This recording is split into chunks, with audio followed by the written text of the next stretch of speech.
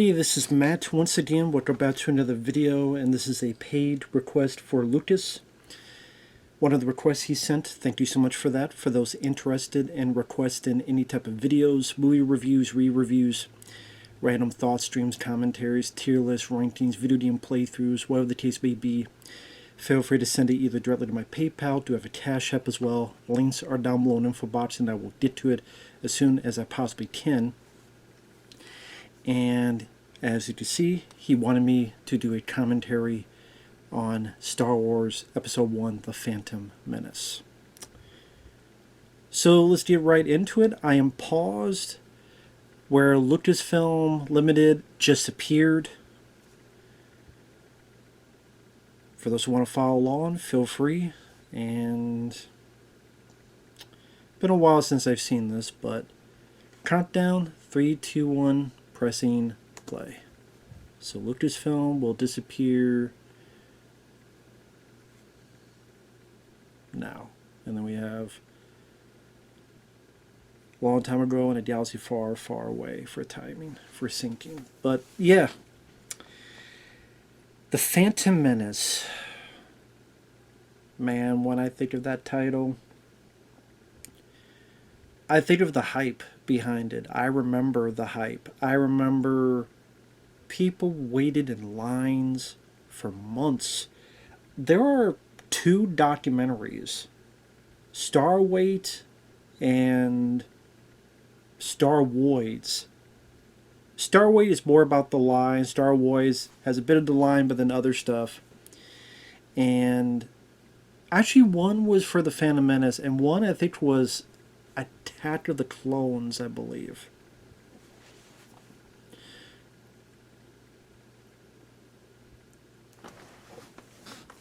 I think. I could be wrong on that. It's been a while since I've seen those. But yeah, the opening crawl, when you're reading it and it's talking about, taxes, it's like, I don't know about that. But yeah, the hype, man. I remember like the Pepsi Mountain Dew cans would have the characters on there.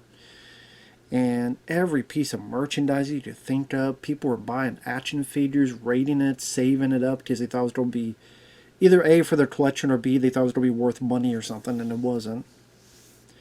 And I don't think there'll ever be a film again that had that much hype that The Phantom Menace did.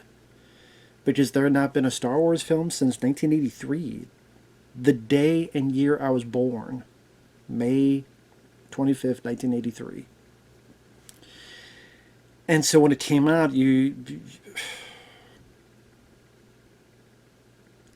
that's a huge weight on its shoulders. And I will say this, like, The Phantom Menace,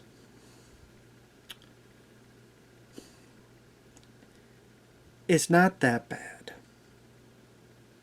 There are issues and problems with it, but I do feel this is the best of the prequels. I do feel this is better than any of the Disney Star Wars films. I do. I like Liam Neeson. I like Ewan McGregor. There's digital work, but there's some decent bit of practicality with the sets and some of the other stuff.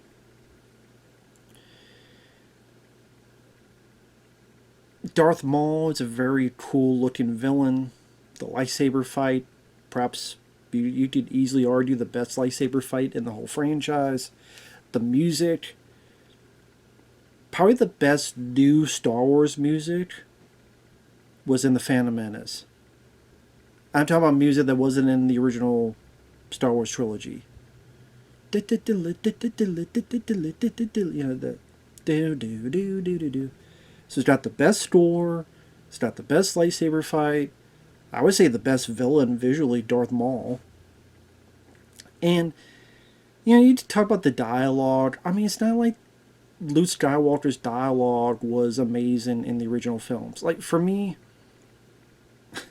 I looked at these two and I laugh because so many people called the film racist. Like, well, how come these people sound Asian? And I mean, why not? Well, who are they supposed to sound like? White, black, pink, polka dot, Native American. Cherokee, Cherokee, like, who, what, how are they supposed to sound like? They're aliens. Do aliens only sound like white people? I mean, it was such a weird ass fucking thing. I mean, if the aliens came out and go, and okay, but I mean, okay, they have Asian accents. There's no stereotypes. Nowadays we call representation. So the people that complain about that were fucking stupid. But like these creatures, they're done practically, nicely done practical effects.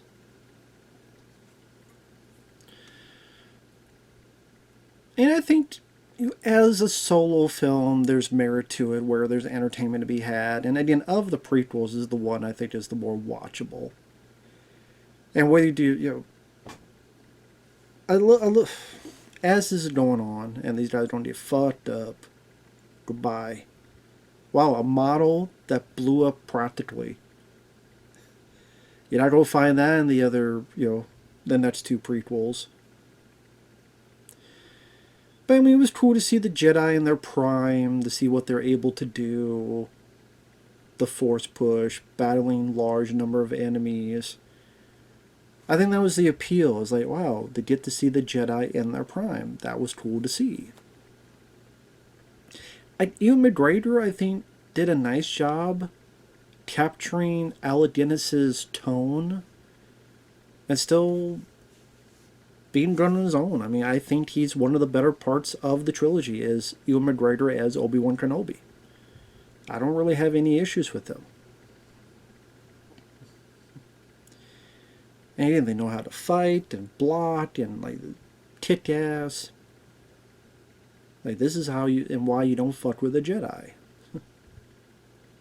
Because in the original, it's an old guy like Alec Guinness, Darth Vader who is past his prime, a young Luke Skywalker who's learning and swinging stuff. The most he did is at the beginning of Return of the Jedi. But even then, he was allowed to fight like this because it's, the way Mark Hamill was told that they're heavy. They're so heavy you have to hold them with two hands. So there's only certain things. But here, they're able to do a bit more choreography with it. Flick of the wrist, things of that nature.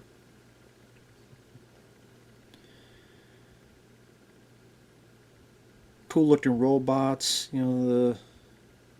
got shields on them. For me in Star Wars, I like the original three. I do. Now, I watched them from time to time as a kid, like a lot of people did. I will be honest, it's always funny when people say that, as opposed to what? I'll be lying. You don't ever hear someone go, I'll be lying to you today. But they'll go, I'll be honest. So if you did not say you were not going to be honest. But what I was going to say is the first 6 Star Trek films I liked. I mean, 5 has its issues, but I was more in rewatching the Star Trek films more than the Star Wars films. I think just because the characters of Star Trek, Kirk, Spock, McCoy, seeing the original shows, even seeing the cartoon of the show, and seeing those characters, and just the more adventures they had together, maybe relate and like and enjoy and want to spend time with those characters more. Nothing against Luke, Leia, and Han Solo. I like those characters, but Star Trek I would rewatch more and more. The other Star Treks, that's a whole other story. But Star Wars, I mean, I like the original 3 for what they are. But to be honest, I never rewatched them. But I remember before this, they had the special editions. The special editions were so shitty. Because they would put in new CGI that just didn't fit. I don't think the effects in the original needed to be replaced. The one I don't mind is the Death Star when it blows up. You have that ring, like circle of fire, at the end when it blows up. That was a cool detail. I'll give you that, but the rest of it, I don't think you needed to. And like that stuff they added, the CG Jabba the Hutt and stuff, Return of the Jedi, that stupid CG shit they added to the band at Jabba's place. It wasn't needed, man. So, and the fact that it's like to replace the originals, why? Just give people the option. Now, on DVD, there was an option, but from what I understand, it was like a bonus disc, and I think they were like Laserdisc quality or something. Could be wrong on that. But the fact that those original versions have still not had, I mean, technically you can find it online, the despecialized versions. But officially, the fact that to this day, now, it's the anniversary next year. If they don't do it next year, they will never do it. Just give people what the fuck they want, man. Come on. Disney, you'll make a shitload of money. Just do it. Like Shia LaBeouf would say, just do it. So that was a bit annoying from, those special editions. I mean, people thought it was a fun novelty. They didn't know that they were going to be replacing the versions they grew up and love and enjoy. Then you saw this bit of turn against George Lucas. And then it's like, that was his big first mistake. And then you put these films, and then you have Jar Jar Binks here. Now, I saw this in the theater when it came out. As a kid, well, I wasn't a kid. I was probably 16 years old. As a 16-year-old kid, Jar Jar Binks didn't bother me. He was definitely reminiscent of other cartoonish characters that I would see.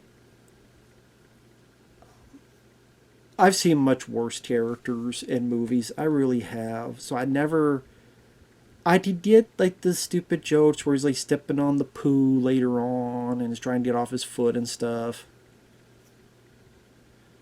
I can understand if people think of Star Wars, Empire Strikes Back, and then they see these characters, Misa. That's definitely there more for kids. That perhaps people get a little bit annoyed with it. I can understand it. It did not bother me, but I know it bothered a lot of people. Now, I don't think Ahmed Best deserved the shit he got in terms of, I know he went through some troubles and trials and tribulations. I heard that he tried to, or had a possibility of ending his life. If that's the case, it's very sad.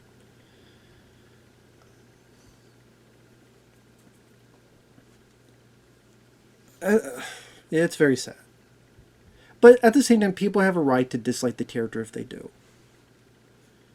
And say, well, fuck this character. I mean, it's a character.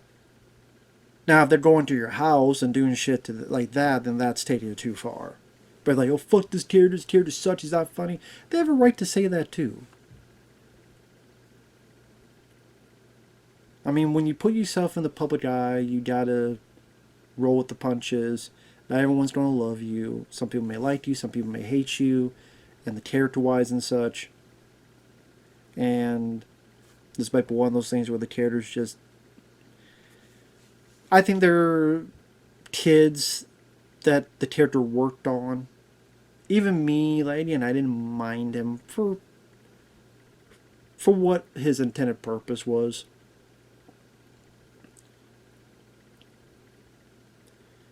To get them to this location here under the water, but also to be kind of a comic relief.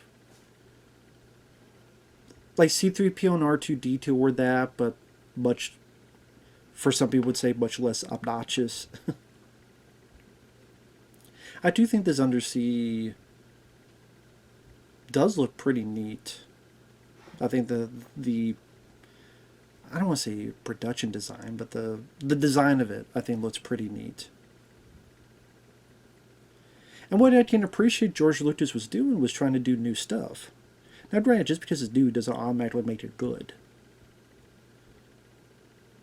But I appreciate that more than just constant remember the berries.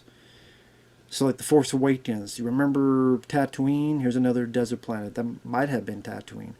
Here's, facing the Death Star yet again, and the trench run yet again, and here it's like new locations, new environments, new stuff to look at, new type of characters.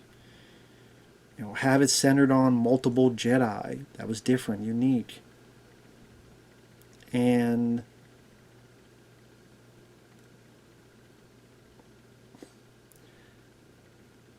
I would say for me, one of the sticking points issues I have is, number one, the CGI. I think they did what they could. This is definitely a new realm of having CGI characters, fully CG characters. That was not the norm. And then later you would see Gollum and Lord of the Rings and other characters. But again, it wasn't the norm to have fully CG characters. Also, I'm just not into prequels. Are there prequels that I don't mind and are, technically, Indiana Jones and the Temple of Doom is a prequel, technically. Missing in Action to the Beginning is a prequel. Wasn't meant to be, but it became one. So, there are prequels I don't mind, but they're not my favorite type of film because we already know where it's going. We already know what's going to happen with Obi-Wan Kenobi. We know eventually Qui-Gon Jinn's going to die because he's not in A New Hope and Empire and such. We know Anakin Skywalker, who he's going to be. I know the idea is to see how the journey takes us there, but I didn't give a shit about the journey of Anakin Skywalker. I do think that if at this time people wanted to see the adventures of Luke, Han Solo, and Leia, as time went on, those characters became part of the pop culture. They wanted to see those characters return and have a second life.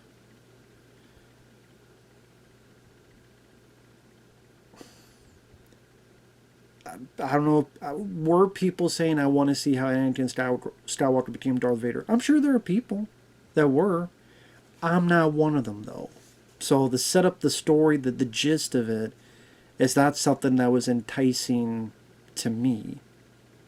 But as a film, like this film you can watch on its own as an ending, it's not a to be continued ending and such. And I can appreciate the new environments and the new decor these set pieces are at. And again, Liam Neeson, this is before Taken. This is almost 10 years, because Taken was 2008. So almost 10 years before Taken, which gave a new breath of life to Liam Neeson's career. By this point, he was in Rob Roy and Schindler's List and other films of that nature. It had been Darkman.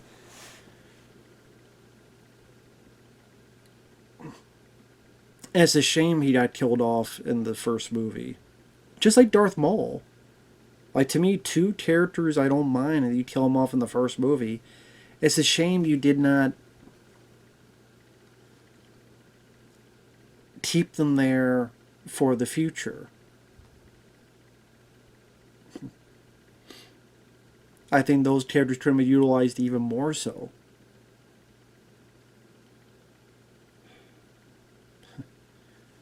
There's always someone, the hunter become the hunted.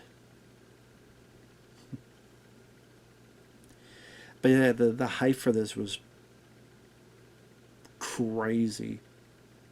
I remember when people found out which movie was showing the trailer for this film, and they went to find the trailer, paid money, watched the trailer, and left. You could not get away from people talking about The Phantom Menace. And then when it came out, there were people who liked it. There are people who didn't like it. There are people fucking was completely flabbergasted how, in their opinion, how shitty it was.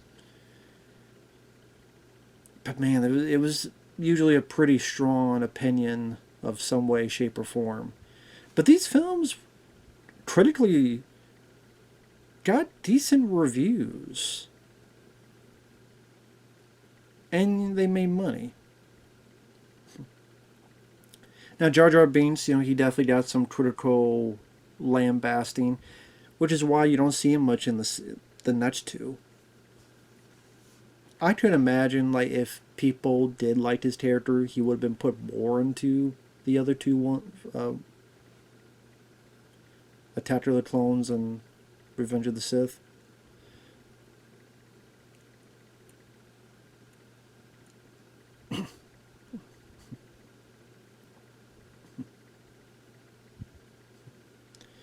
Yeah, these are times where you just kind of get a bit annoyed with Jar Jar because he keeps yapping and yapping and yapping.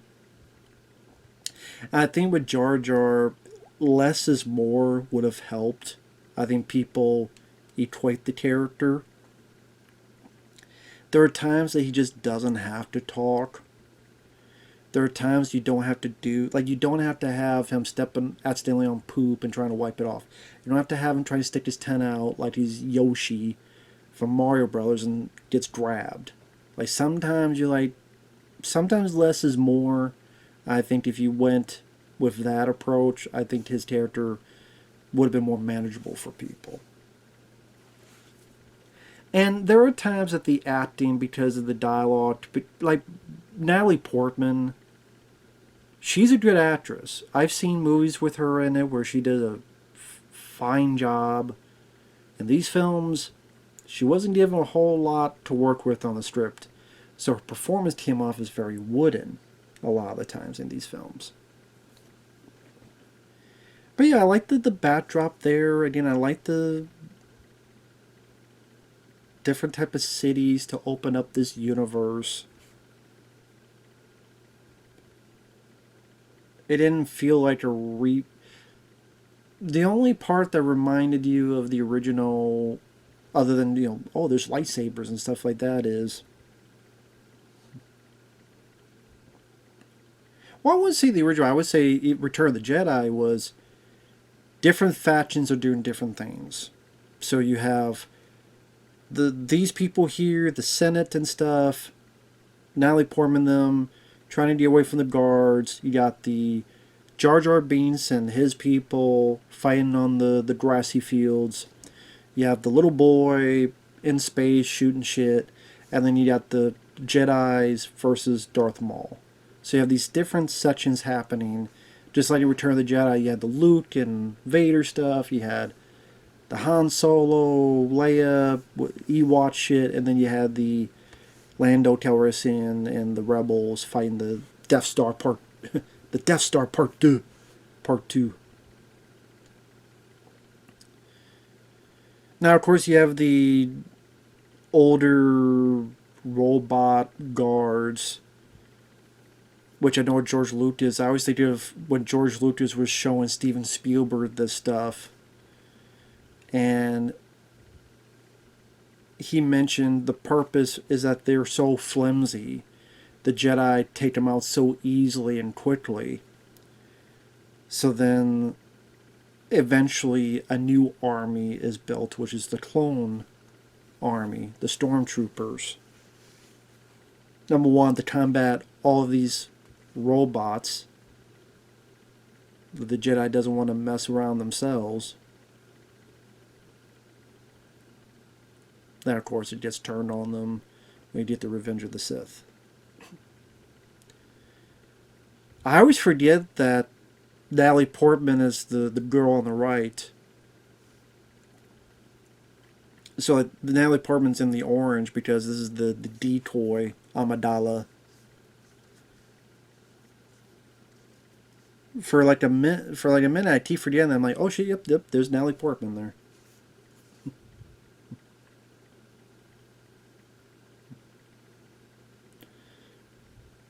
And Liam Neeson, I mean, people bash Liam Neeson in the movie. I think he brings a sense of class. I mean, it's Liam Neeson. He's a good actor. He brings a sense of class to it. And stoic ability. And then Obi-Wan Ewan McGregor's like, I'll take care of this.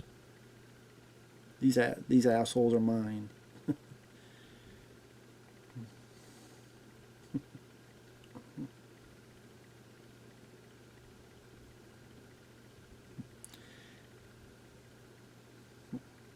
And just seeing the Jedi just being fucking badasses.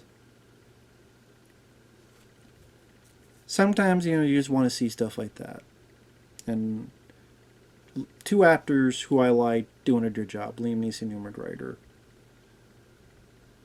That's probably another reason why I like this more than the other two. Because Attack of the Clones I don't like at all. Ewan McGregor does a good job in that, but I do not like Hayden Christensen. That was fucking terrible. He's a terrible actor. He's an awful fucking actor. Like, there's CG in this, but I feel more practical with the sets and the... Like, when you get to the next two, they go so overboard with CGs. Like, more and more so. Here, there'll be actually some models.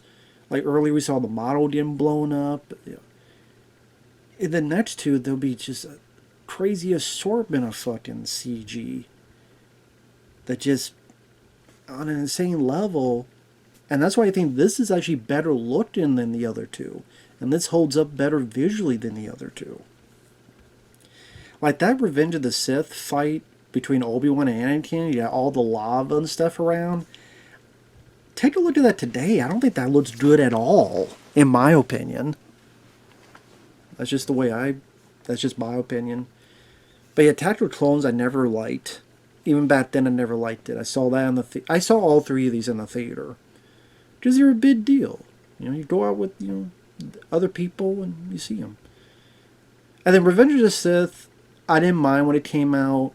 As time went on, I liked it less and less. I would not say I hate the film, but I know that's actually another commentary. I don't know if Lucas will request Attack of the Clones. He skipped that one. I mean, if he does, might as well. I mean, Revenge of the Sith I'm not really big on. As much as I was back then. Like, back then I thought it was okay. Now it is like, I will still watch... I would rather watch Revenge of the Sith than the... one day, someone's going to request me to do the commentary on the Disney Star Wars films. One day.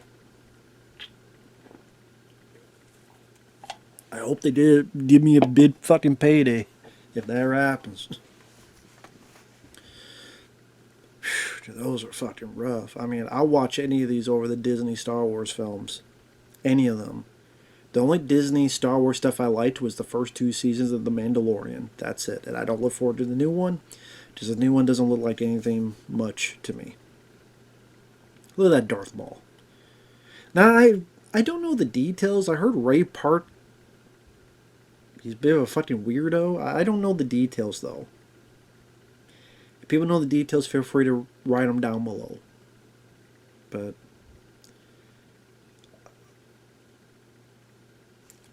as a figure, it did a good job here.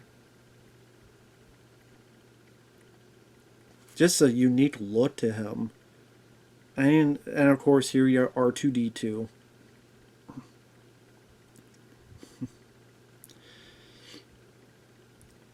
Which is weird. It's like, oh, wait a minute. R2-D2 and C-3PO are here. But then they just explain where their memory was blanked out. Wiped out the memory. So it was a bit much where it's like, wait, Anakin Skywalker made C-3PO? Fucking really? But it's like, okay.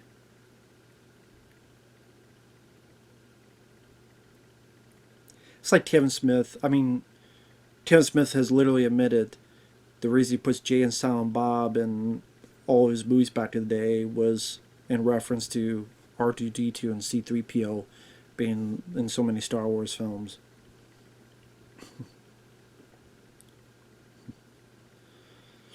See, I think Jar Jar Binks, I think the character, the reason I don't mind him is he means well. I mean, granted, you could argue that with a lot of different types of characters.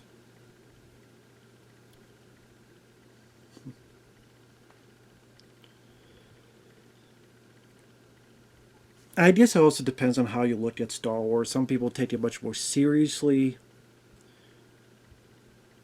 as serious as a movie with lightsabers and something called the Force and Death Stars and whatever it may be. Yeah, I'm not even going to say I'm a diehard Star Wars fan. Like I said, I rarely watch the original three. But even I can sympathize. Like, come on, give people what they want. Give them the original versions. You know, the prequels are fairly flawed, and the new ones are just complete dumpster fire dog shit. It sucks here that Obi-Wan Kenobi is just put in the backdrop for a while. I mean, I guess in the long run, there'll be multiple. I mean, there's going to be two more. Obi-Wan's going to get much more to do, much more center stage. But here, since Qui-Gon Jinn is only in this film, to give him a bit more time to shine, so to speak.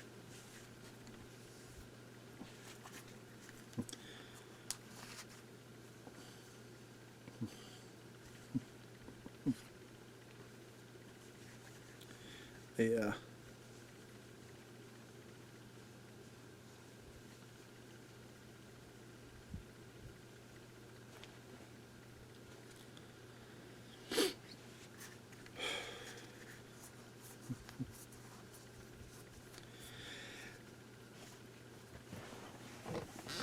But I think, see, there you go with him stepping on poo and trying to wipe it off and stuff.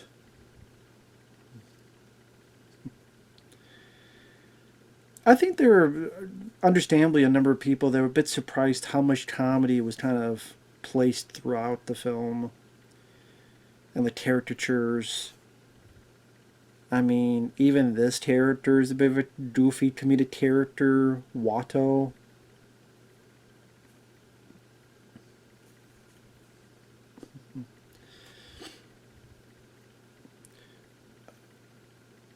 And then there's the people like fixing up the cars. Not the people, but the little tin can robots fixing up the cars that almost do like the Three Stooges stuff.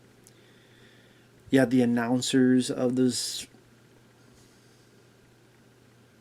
of the race. I think one of them is one of the guys from Whose Line Is It Anyway? Dre Proops or something?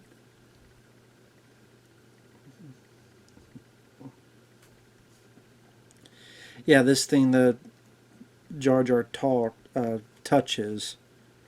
That's a little bit of goofy stuff. And then you have, of course, Jake Lloyd, which at this point was in Jingle All the Way with Arnold Schwarzenegger. Now, whether you liked or disliked the film, I would recommend, and I think it might still be on YouTube. When the DVD came out, there's an hour-long documentary about the making of this film. And that, to me, is a wonderful documentary, even if you don't like the film, because it really goes through the stages of making a film. The ideas for the script, directing the film, the troubles with the wind and blowing down pieces of the set, and the sandstorms, and they had to rebuild again, casting the kid. And when they cast the kid, there was another kid who obviously was a better actor, more natural. And the way they was like, oh, well, he's too trained to be an actor, which is the fucking job. And it's like, well, this other kid's going to take a long while. You know, he's going to take more takes, more time. But then to maybe give us something. I'm like, not really. And a lot of people did not like the they didn't like the kid.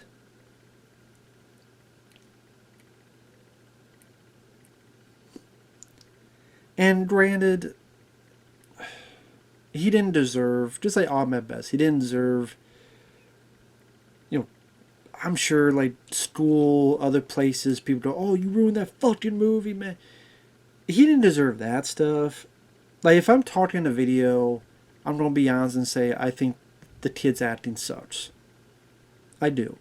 Jake Lloyd, his acting sucks. I think it's very unnatural. It doesn't flow. I felt the same way in Jingle All the Way, but he has a lot less screen time.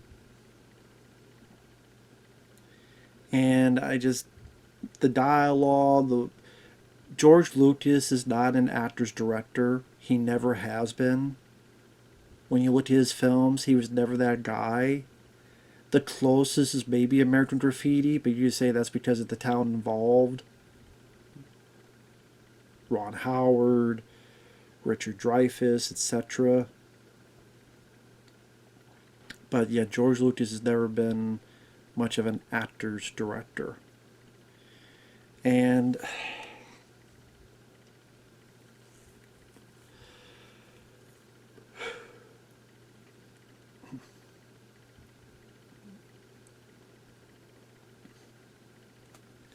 I'm just not, he's not, I don't think he's good. I don't think he's good in the movie.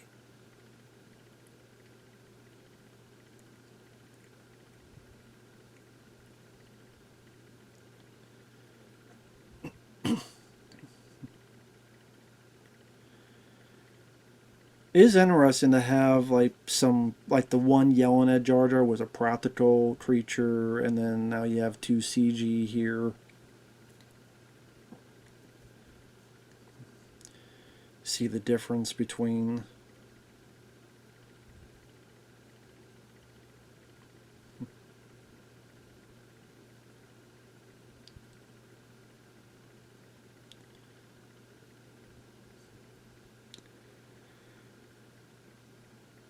just how tough this alien is, trying to toss back to a little kid. Well, I mean, they are almost the same height. But yeah, Jake Lloyd, sadly, he went through the troubles he did. You know, I would have just think of the amount of shit people probably gave him at school, whether, oh, so you're that kid, how much money you got? Think he's rich and a millionaire. Oh, you think you're a tough guy, huh?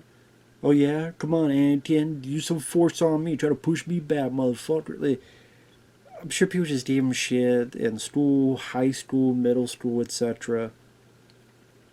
And then, oh, fuck that. You read up about it, you're excited about it. Oh, what did people say about it? Like, fuck this kid, he sucks. He piece of shit, he ruined the movie.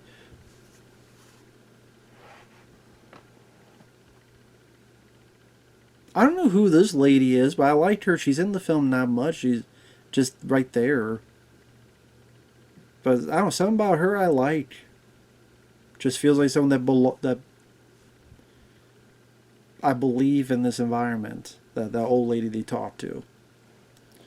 I don't know why. Something about her stuck out in a good way to me.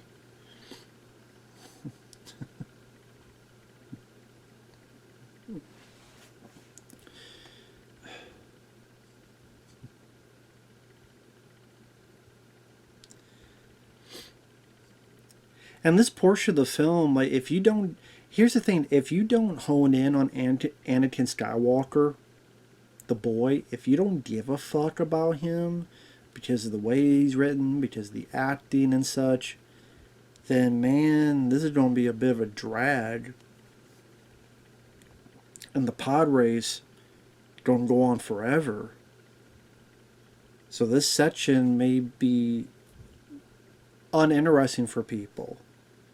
Here's C-3PO. So yeah, so Anakin created C-3PO.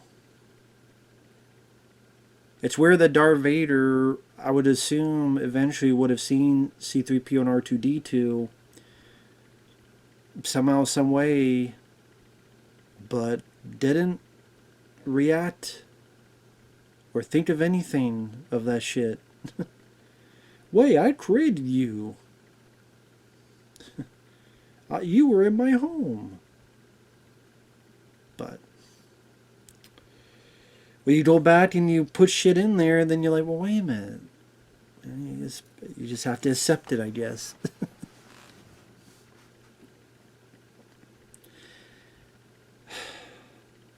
That's the thing. It's a shame. Like Obi-Wan, like Ewan McGregor just doesn't have much to do during this time.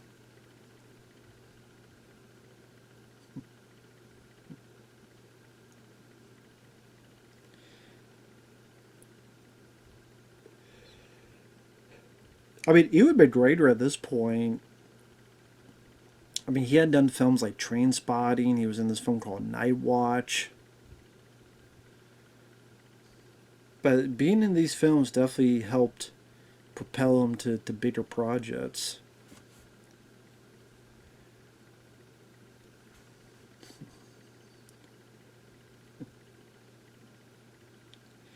Now, I don't think this is Ray Park's voice, but it's him in the...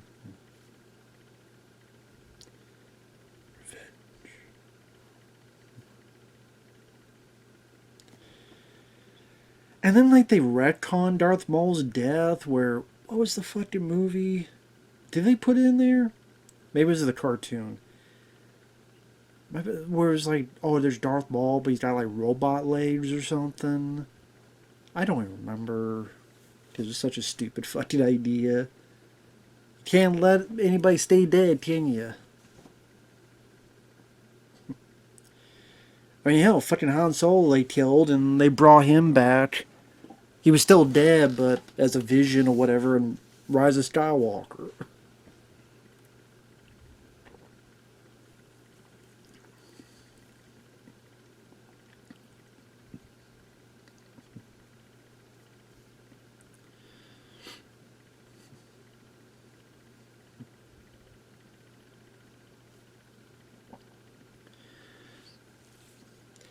But yeah, a lot of people... It's like when Return of the Jedi, people did not like the Ewoks. It's like, really? You don't have Ewoks in there? And then this was the next step. Is that not only do you have a quote cute, cuddly character, but now it's much more verbal and much more hijinks and wackiness. And when you looked at the first Star Wars film, there's really none of that in it. I can't think of any wacky hijinks in Star Wars A New Hope. Or as I call it, just Star Wars, which is my favorite. The first one is my favorite one. It's just a very simple, straightforward story. A boy, a girl, a galaxy far, far away. Has this fairy tale aspect to it.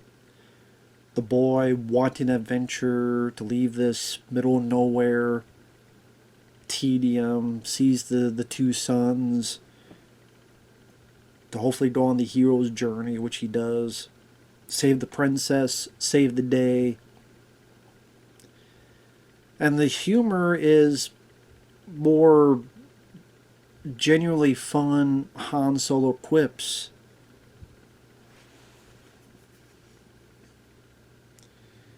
When he shoots the thing, it was a boring conversation anyway. Luke, we got company.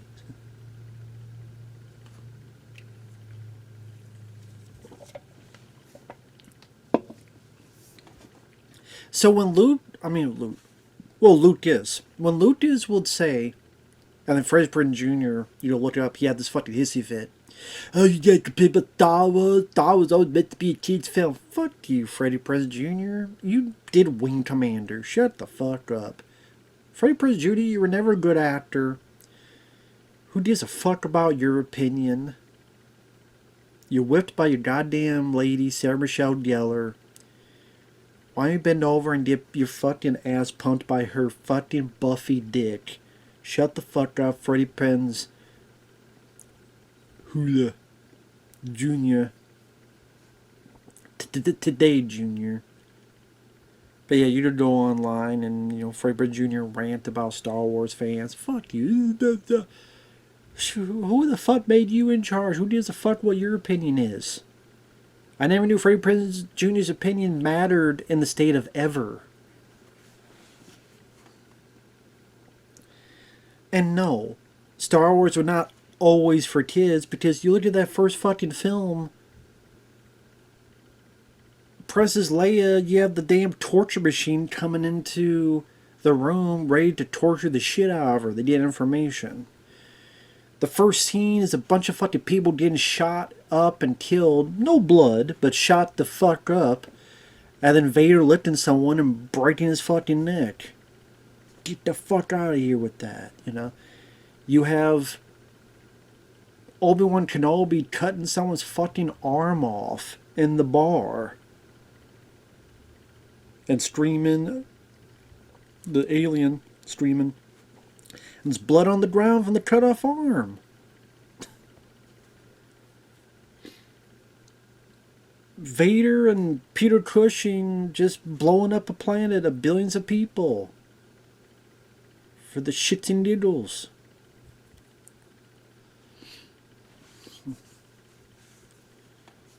So what the fuck? What makes the first Star Wars film a fucking kids film? Or even Empire Strikes Back. What makes that a kids film? Yoda, inclusion of Yoda does not mean it's a kids film. So no, I mean, for people to say it's just a kids film, I don't know if they've seen Star Wars or even Empire Strikes Back. I think a lot of people had that sentiment and had that mentality, understandably so. So when they see this, it did feel more like a kid's film. It did feel more like a family film. And then people were not the most happy about it. Understandably so. So again, you can't blame them for thinking that. Now, it's still playing, but what I'm going to do is I'm going to look up to see if this stuff is on YouTube.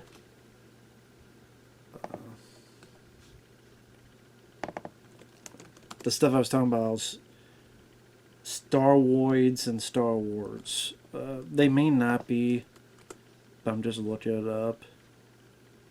So Star Wars was in 2001.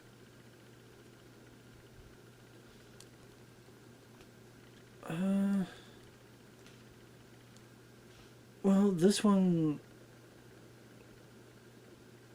only has like 30 minutes. Was it only 30 minutes long?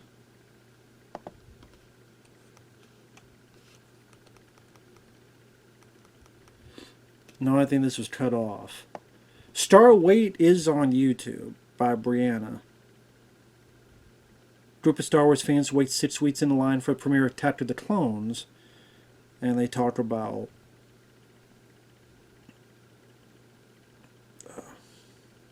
the Phantom Menace. I'm sure Star Wars is somewhere to find. I know there's a documentary like in defense of the prequels. I forget what it's called. I haven't seen it though.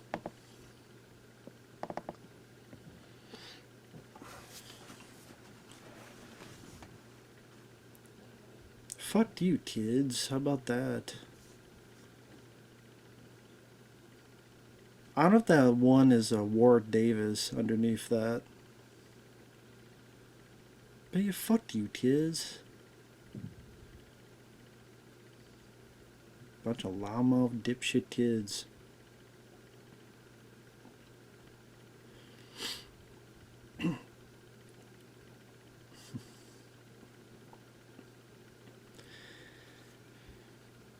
Yeah, as you see, they put a bit too much on the silly, goofy slapstick, where now Jar Jar's tongue is like paralyzed and can't talk, that his hand is stuck.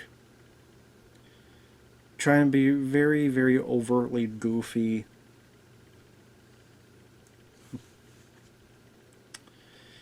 And I remember, I think it was from Robot Chicken, where there was a skit where you found out Jar Jar Binks was a Darth the whole time. Like his idiot act was all a farce. I guess what, like Kaiser Soze, I guess. He's like Kaiser Soze. Someone needs to do the edit where he's like acting all goofy and then he starts walking straight and then he starts talking normally. And then, I don't know, he gets in a fucking car with a chick or something and puts on sunglasses and let's get out of here.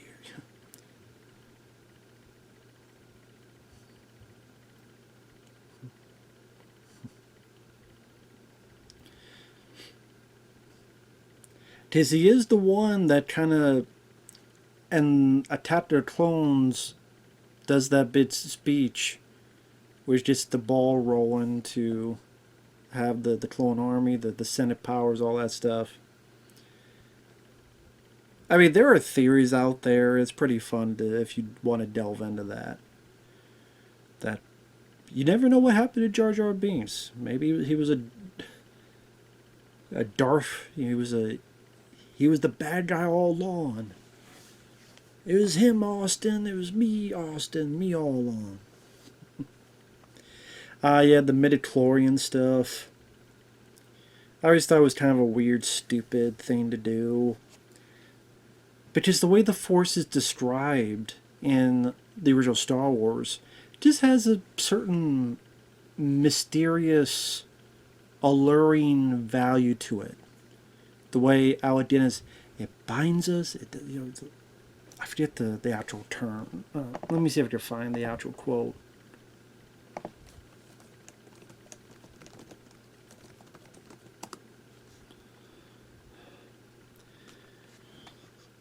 It's an energy field created by all living things. Let me learn how to talk. It's an energy field created by all living things. It surrounds us, it penetrates us, it binds the galaxy together. Universal binding force created by life. And that's really all you needed. Energy field that's around us, that surrounds us, that binds the galaxy together. You don't need to have any more details. No one was asking for those details. Don't answer questions that people aren't asking the questions about. So the midichlorians is like, really? They're called that? Like, why? Like, it's just such an unneeded thing to put into there. No one gave a shit. And it's not like someone said, oh my god, wow, thank god I know the word midichlorians now. No one fucking ever said that. Because no one gave a shit.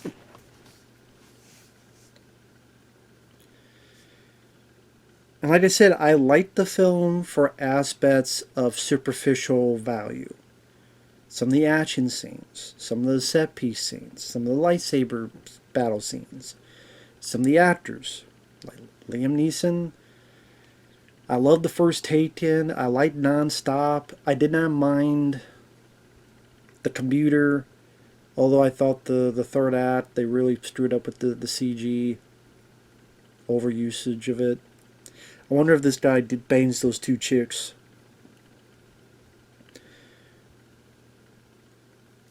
I mean, you never know. Not that I want to see that. I'm just saying you never know.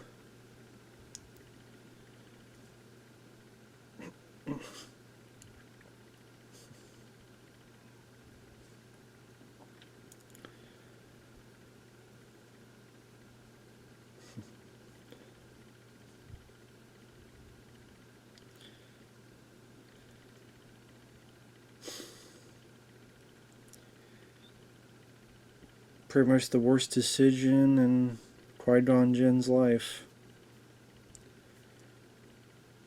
Because if you didn't take the kid would have stayed there, not become Darth Vader, not help the Emperor, and, fuck up all that can be.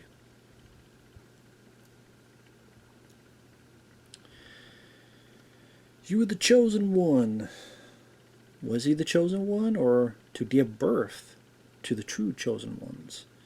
By guess, you say the chosen one where at the end of Return of the Jedi, he does take the Emperor, slam his ass down to save his son Luke, for the Emperor to then, I guess, his clone, or multiple clones, or whatever the fuck clone it was, to then be returned, Rise of Skywalker, so that the fucking chip can just have all the powers of the Jedi, and where the fuck the ending was. Oh my god, man. This fucking hell. Oh yeah, the power to heal, even if you're pretty much on the brink of death. Thank God in this film there's never a time where a Jedi is stabbed and there's another Jedi by him that could have probably healed. Oh, wait a minute. You mean tell me Obi-Wan Kenobi could have fucking healed? Or maybe, or is it supposed to be like she has it because she's part Emperor? I guess. Maybe, yeah. I don't fucking know. I don't remember much of Rise of Skywalker. For good reason. Now here we have the pod race. And the pod race is pretty lengthy. It's like, I was going to say 10 minutes, but that seems a bit long. It's pretty lengthy. I mean, if you don't like it, then it's not going to be interesting to you. To me, I don't mind it. Again, something a bit different. Something we haven't seen in this type of universe. Haven't seen the other Star Wars. That guy looks like he's from Star Fox. I don't know why. The one that bowed. He looks like he'd be someone at the adjoining team mad at fucking Fox McCloud. Oh, here's the robots I was talking about, like the Three Stooges.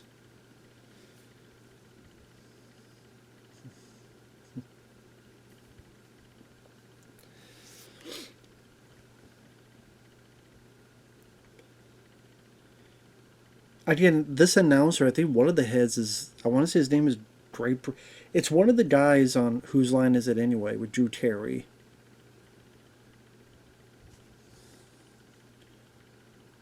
I think, you know, a fart joke, because we needed a fart joke. That's what I mean, like, why, that's what I mean, on watches again, I see these stupid, kiddified, dumb, silly jokes, fart jokes, like, why is that needed? I think there have been people that have done edits to this, to take that stuff out. And that's why, like, I can see why, I have a friend, Uncle Bill, from Dead Pit. He fucking hates this movie. I can understand why. I could watch it. I've seen much worse because the amount of movies I watch. Of course, I've seen much worse. But I get his sentiment. I get people's sentiment about the film. It's not like, okay, Rambo 3. Rambo 3 I rewatched for a review. I fucking love Rambo 3. I will defend that. I do not understand why that film gets hate. I do not understand why that film gets shit on. I do not understand why that film gets crapped on to this day. Same with Predator 2. I don't understand why people shit on Predator 2. Like, people hate Predator 2. I think it's a great fucking movie. Great sequel. Here we have Jabba. I guess his wife or something. So Rosie O'Donnell. And then the one shit on the left looked like Divine. Oh, who the fuck that was. But yeah, Jabba, I guess his wife. Rosie O'Donnell. But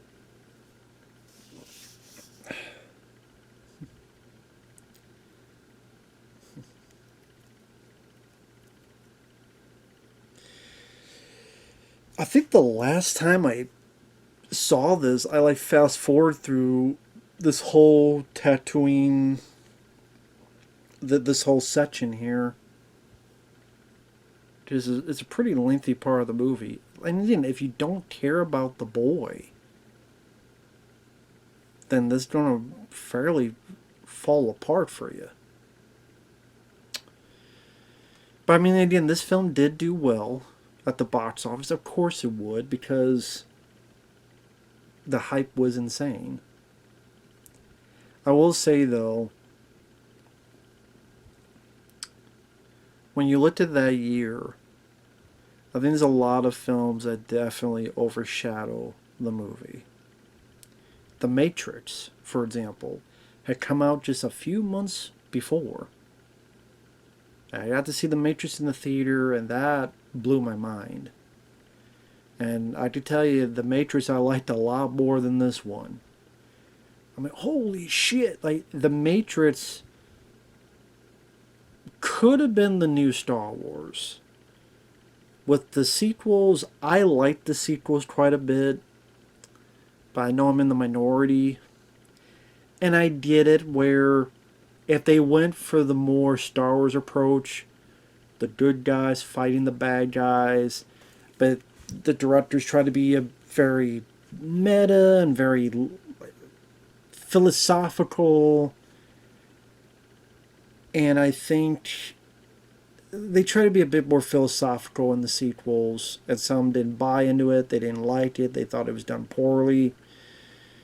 I mean, hell, that scene with the guy looked like the Kentucky Fried Colonel talking for it felt like 10 goddamn minutes was...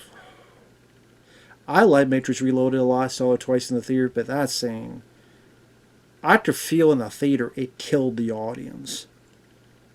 If I'm a studio head, I might cut that fucking scene out. They want the Colonel, they go to KFC. Cut this motherfucker out. Anyway, that's the other thing. But The Matrix was a big deal. The Mummy from 1999, that's a damn good movie. I would say I like that more than this. And I mean, you have Fight Club. You had a lot of films. The Sixth Sense, The Blair Witch Project. And in the Pirates, I do think looks cool. I like the different angles. Some are POV shots.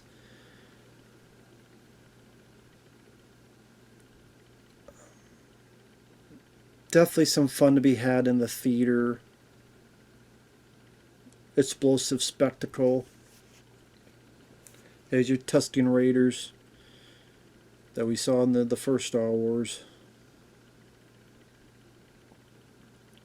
But it's not constant nostalgia-berry reminders of the old. Even this wasn't like a repeat of the scene in Return of the Jedi in the woods, in the trees. It's a very different animal.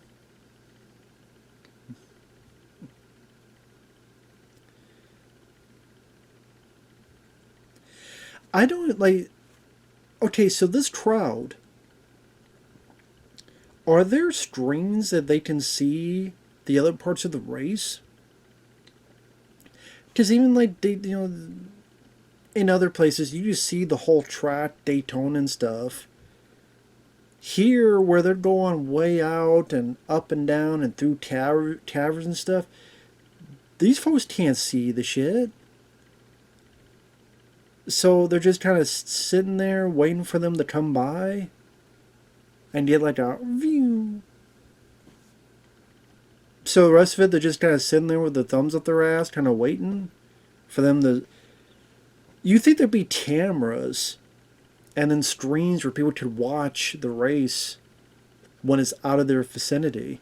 But it's not the case in this. So this seems like a kind of a weird deal for a race. Like, the crowd can't see any of this. So I mean, then why the fuck are we going to see this race when we can't see most of the fucking race? This whole crowd here, but maybe say just to place the bets and they just care about the winner, but still. Like, don't you want to see the actual fucking race?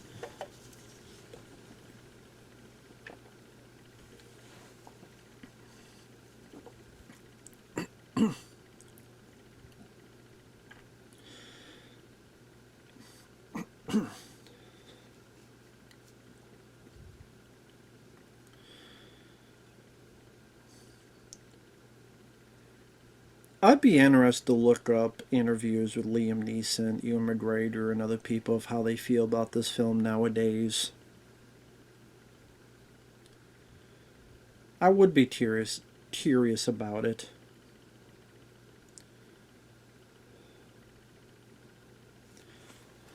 Let me look up what that documentary was called about the prequel stuff. Documentary, Star Wars prequels.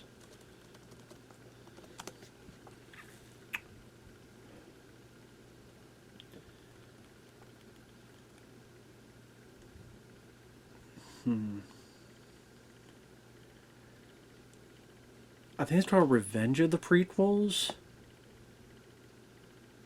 Yeah, Revenge of the Prequels. I think that's the case. I could be wrong. Although I don't even know where to watch it now that I think about it.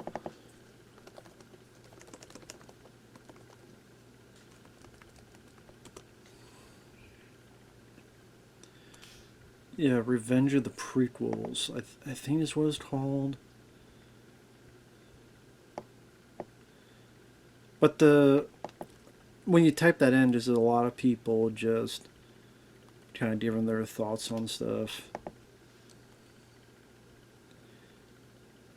So yeah, that might not even be the one I'm thinking of. Oh well, I'll look for it later.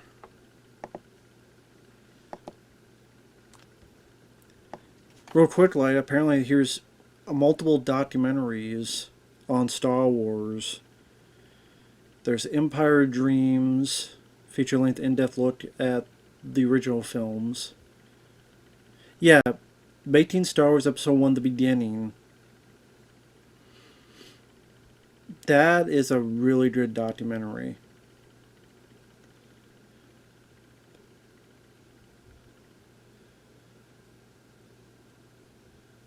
There's a documentary on The Last Jedi. Fuck that. And there's one on Rise of Skywalker. The People versus George Lucas. Anyway, I'll look that stuff up later.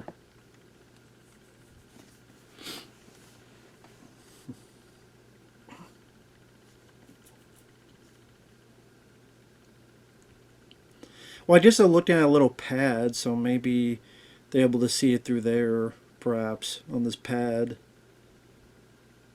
So maybe that's the case.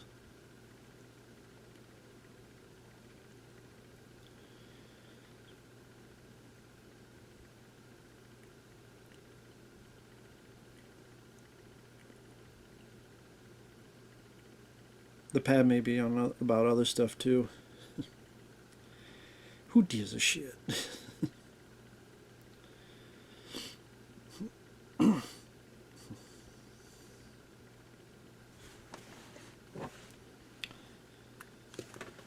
What I'll do is I'll try to look it up on my phone so I'm not taking my eyes off the movie to miss some stuff.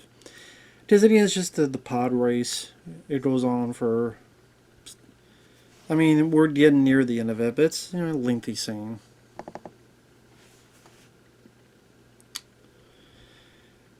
To show his technical know-how, much like Luke would be later on.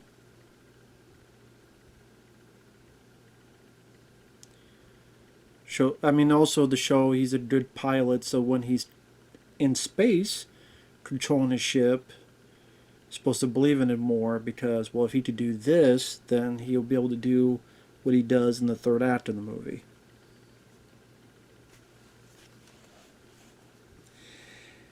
But it's the idea why people were disappointed in this. I didn't keep repeating it because I was more into Star Trek than Star Wars, and I liked the three films as far as I went. I'm like, okay.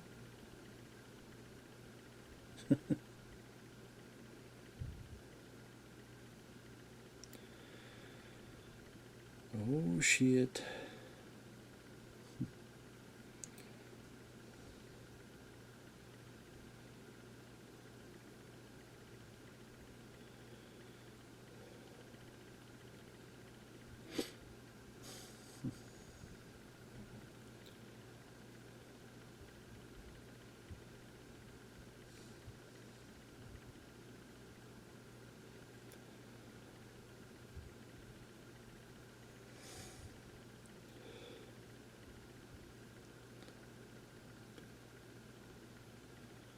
Like, that slide was definitely done practical, which I can appreciate.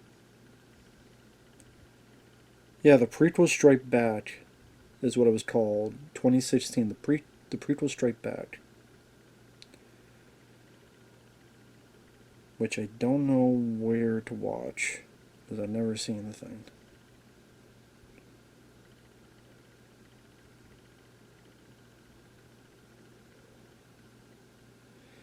The prequel Strike Back, A Fan's Journey.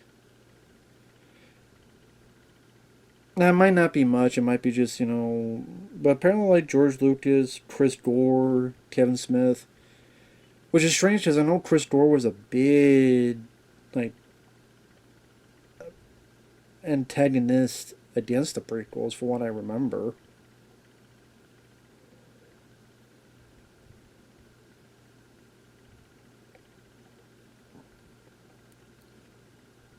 And sorry about the cat. The cat always wants to meow and stuff. It's annoying. It's not one of the cats that I show on here. It's a cat that I honestly did not want, but it was a cat that had no tail, and the person was going to kill it. I'm like, no, don't do that. And then, but it's a cat that like never gets close, never, always wants outside, cries out, wants out on the porch, even at nighttime. He's never cuddly or anything. He just, yeah. Anyway, that's a whole other thing.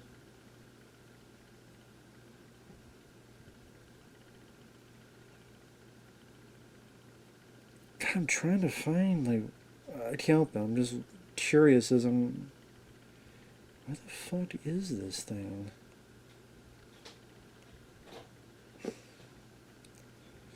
I have to look for it later to see if this is available anywhere.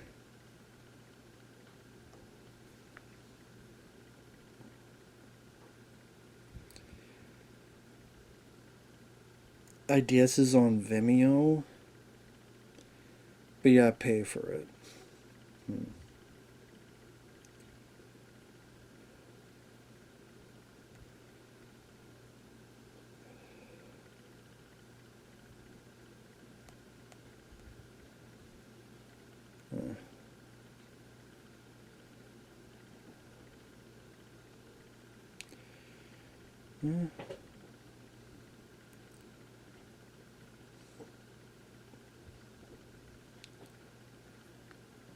I'm cheap, so we'll see what happens. Anyway. There's not a whole lot happening on the stream, that's why I'm doing this. Not a whole lot happening.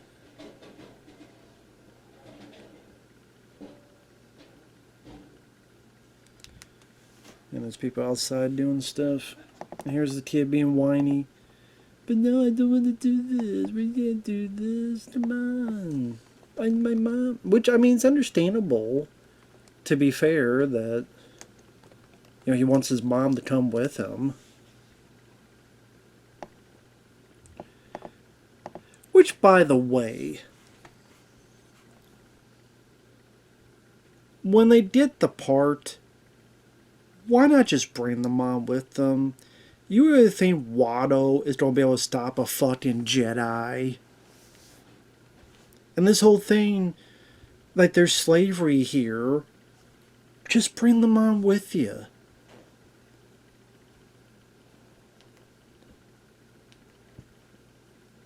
Fuck the deal. Like, fuck the deal. Just bring the mom with you. Again, what the fuck Watto is going to do? I'm gonna go to the council. There's fucking slavery here. They're slaves. We're freeing slaves. Okay. Fuck you, Watto. What are you gonna do now? What's Watto gonna get? Does Watto have an army? No. He don't have shit. So just bring the mom with you. I still don't get why they don't bring the mom with them.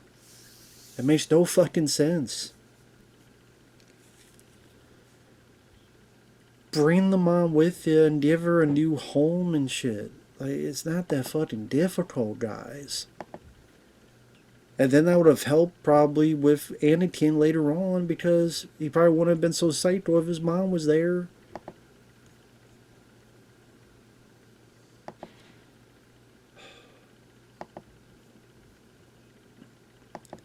Man, that's just me though, being silly. But goddamn, man. It's not that fucking difficult. But that's just me. That's just me, that's just me, that's just me. But yeah, just bring the mom with them.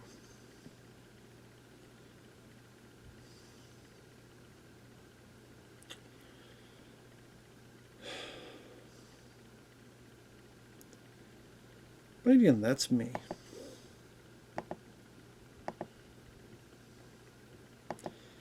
I mean, Jake Lloyd is trying, but man, again, he's just not up for it.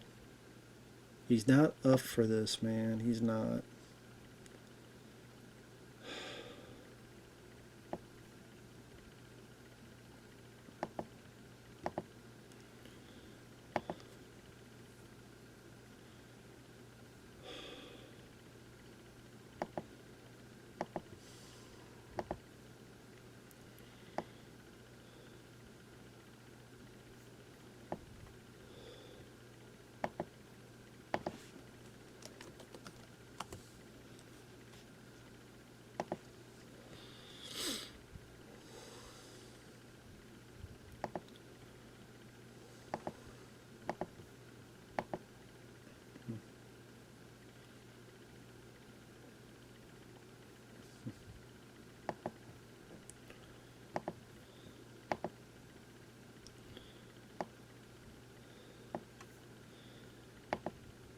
Yeah, for all yeah, all I can find is that apparently this is just on.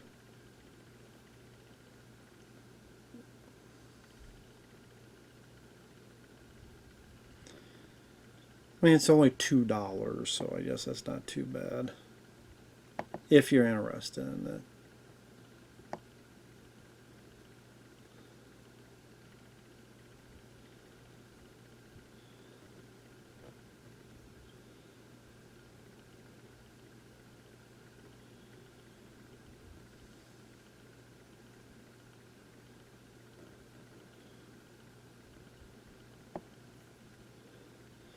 So I mean, I'll be curious to maybe one day give this a look.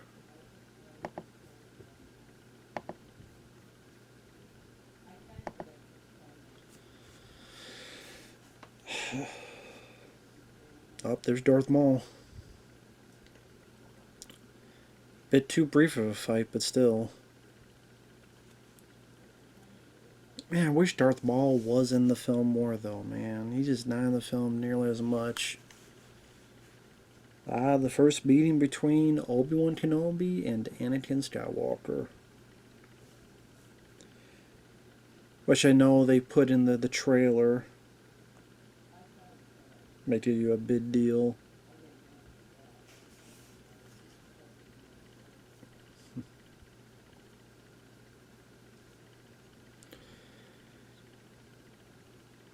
And it's just weird to see like the big age difference, and then you see like Hayden Christensen, like even just how Natalie Portman is to the boy, and then later on you see these two are going to be an item later on, where that boy is going to get Natalie Portman pregnant. It's still weird to like, okay, Natalie Portman kind of looks the same, but then you see the kid go from there to Hayden Christensen. It is a bit fucking weird, I will say. Definitely a hell of an age difference. One is the queen. I mean, look at this scene here, Natalie Portman and the kid. You just see the difference between the two. I mean, not in this scene, but in the film in general.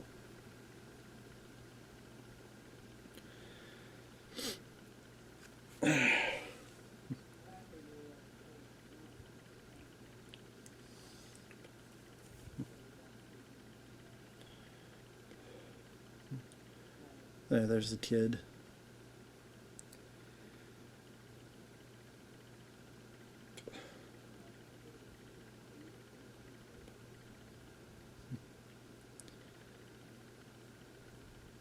I didn't just see these two. It's like that boy is gonna fuck that girl, and Luke and Leia is gonna be a thing. It's just weird. It's just weird. Well, they're not gonna fuck right now, man. I know, but still, it's just weird. Still. And that's the thing. It's like with the prequel,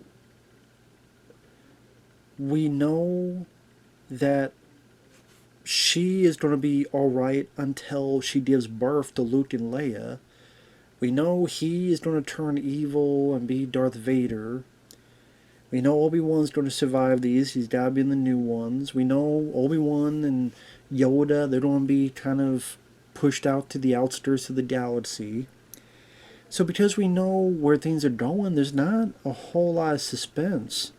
And the new characters, you know, they're not going to be long, whether you see them die or not on screen, because they're not in the original three. So it just, like I said, to me, there's not a whole lot of suspense. But again, that's my issue with prequels.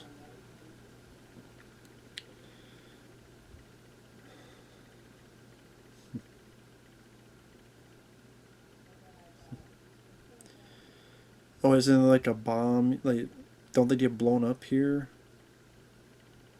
The Fate Queen? I swear there's like a... Or is it in another one? Is it another one? Might be in another movie, actually. Yeah, it's another movie. Might be the next one.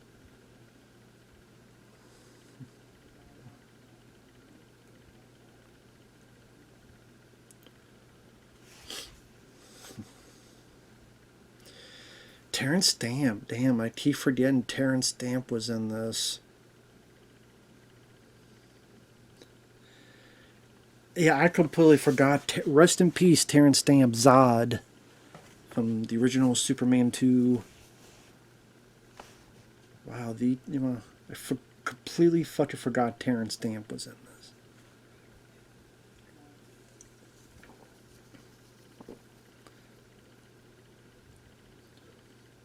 Nice to see him though in there.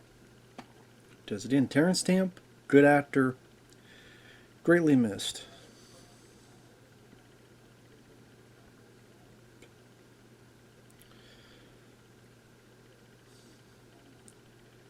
But yeah, Attack of the Clones. The two things I liked in Attack of the Clones was Ewan McGregor, his performance, and I liked the where the clone army is made. Those aliens, those designs, like very tall, slender, white. Not slender like Slender Man, but well, Slender is white as well. But you know, very thin. The unique design of the alien creatures. I like that environment and those design of those creatures. I think are interesting. But yeah, a lot of like not a lot. Well, there's some of this political back and forth, Senate. That's another thing. It's weird. It's like it's a kids' film because all kids' films have dialogue about the Senate. And to be fair, there are hell. You look at Lord of the Rings and other stuff. There are moments of humor and levity in them.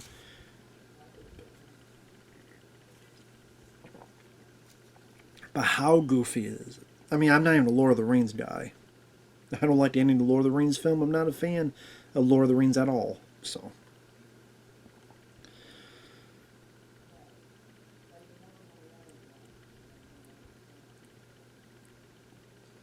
I think this is Natalie Portman as the Queen. Because I could tell by her eyes. Definitely some Asian influence on the look, like Kabuki. Disha type of influence on the look of Amidala here.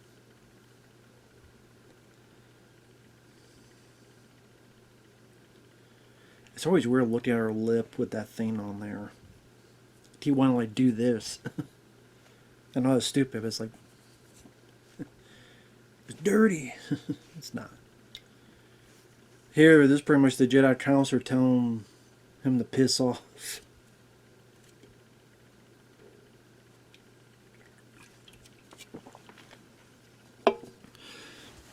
Okay, I'm seeing a different version of the Phantom Menace because this is not how Yoda looked in the original version.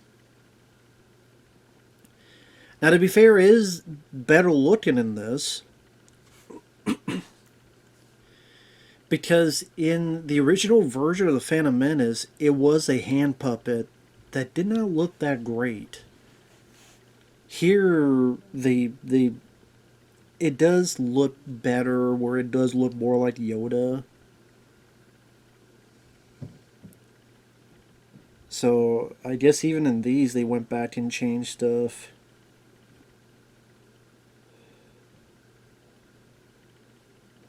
I'm trying to see if I can find...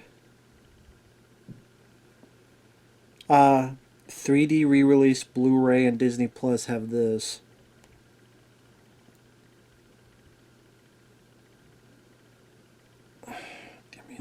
Damn me the fucking...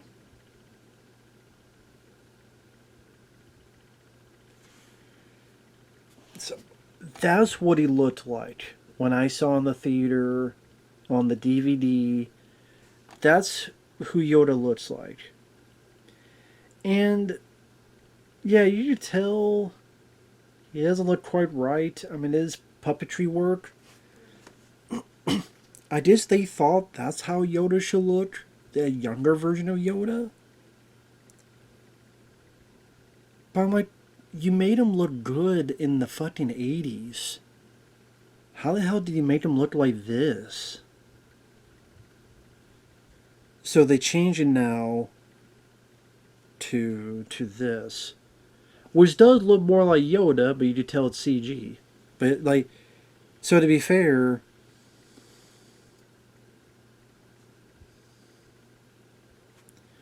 The bottom does look better design-wise. But, like, why could they not do this practical? I don't know. But yeah, I did not realize they changed that for the Blu-ray, because I don't have this film on Blu-ray. I have a DVD of it, and honestly, like, the documentary is the only thing I rewatch much, and it's on YouTube right now. Yeah, so there you go.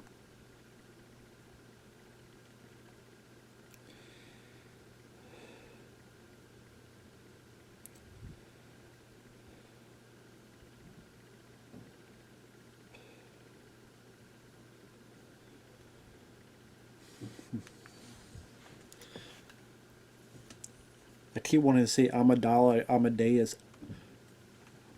Rock me, Amadeus. Amadala. Rock me, Amadala. Rock me, Amadala. Okay, oh yeah, I'll stop. So here's the Senate where each one have their own cubicle. Is it this one? I want to say this is the film where, if you look, you just see like a E.T., like a couple E.T.s somewhere amongst there. It might be in this one that you just see like a couple as in from E.T., you know, this is a Spielberg film. Might have passed it though. But like one of these like wide shots and like one of these little cubicle things.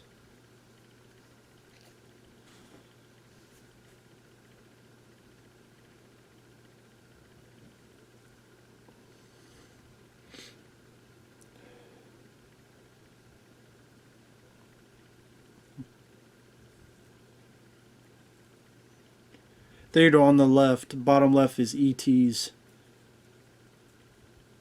So before this blue guy rose up and Terrence Stamp's sitting down, and the other shot where people are cheering, There's like a thing on bottom left and a cubicle on top right. The bottom left, you see a couple ETs from Spielberg, that design. So,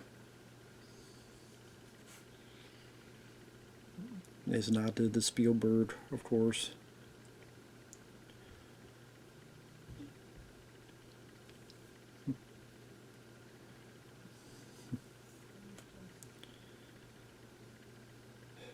Of course, I didn't mention Samuel L. Jackson as Mace Windu. Because Sam, he felt like he had to be in like every big film. I mean, you had the 6 Degrees of Kevin Bacon. I mean, hell, Sam Jackson. Think about Samuel L. Jackson's career. He started off doing bit parts. You're in films like Coming to America, robbing the McDougal's, not McDonald's, McDougal's. And then you're in some Spike Lee movies, and then you get to be in films like Pulp Fiction, working with John Travolta, and worked with Quentin Tarantino. Then you're in Die Hard with a Vengeance, so you're in a Die Hard film. You're in some Spike Lee films. You're in a Tarantino film. Then he was in Jurassic Park in 1993. Pretty big film there. He was in a Tarzan film, The Legend of Tarzan. He was in a King Kong film, Kong Skull Island. He was in the Marvel films as Nick Fury. Of course, now Star Wars films. Like, he's in a lot of stuff. Like, he's in a lot of, big franchises. And what was I say? Unbreakable. A lot of films. She's done a lot of stuff throughout the years. And it was interesting. It was interesting to watch him. Like, oh shit, Sam Jackson's in this. Sam Jackson's in a Star Wars movie? Okay. Because I knew him from Die Hard with a Vengeance and other stuff. So I'm like, oh shit. But I think Sam really wanted to do, he wanted to be a Jedi. He wanted to have a lightsaber. And then the next one, he got to use the lightsaber, cut off Jango Fett's head, pretty much. And then the third one gets blasted out the window, and there's people from time to time, oh, is he dead? He got blasted out of a fucking window. I think he's dead, but I thought Darth Maul was dead, but I guess apparently he somehow came back in some iteration. See, all this stuff here, I just find very fucking boring. The Senate, the control of the Senate, argument over politics, argument on whether to go to war, not to war.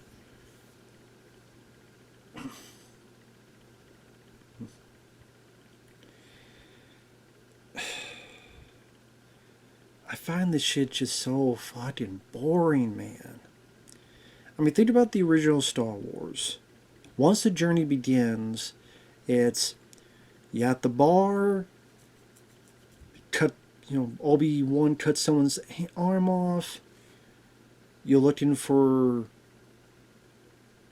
a ship. You get the ship. There's the Death Star. You show its power. There's the revelation of what's going on, infiltrating the Death Star. Firefights within the Death Star when they're in the stormtrooper outfits, or the junk trash compactor scene with a creature in there. Then you have, there's really no parts where it stops when it gets going. There's the escape from the Death Star, the death of Obi-Wan, shooting the shit out of the TIE fighters. You escape the plan for the Death Star, and you get ready, and then you go to the trenches. It's pretty... It felt a tighter pace compared to these films.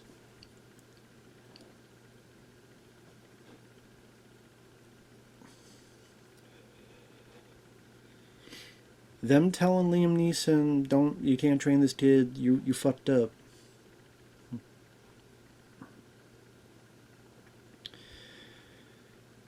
Complain about fucking politics. I mean, again, it's just...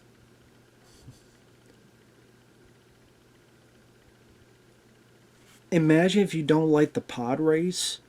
Think about the last exciting bits of action spectacle that was in the film.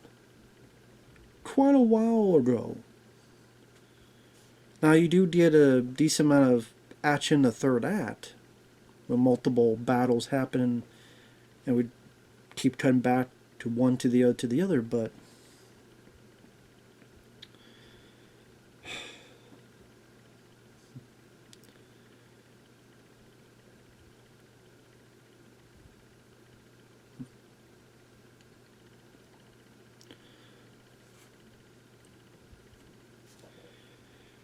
Liam Neeson, Qui-Gon Jinn fucked up, man. If he can only imagine what his decisions have led up to. Could he imagine that he would die and that he would see all of his buddies die and the dark side of the Force take over and this kid become Darth Vader? Can you imagine how what Qui-Gon Jinn was thinking on the other side? God damn it! that should be like a Robot Chicken skit where he's like, ooh, okay, what's going to happen with Anakin? What? And almost like he's somewhere like watching through a window and he's like seeing all the events happen. Oh, what are you doing? God damn it! That could be pretty funny if done in the right way.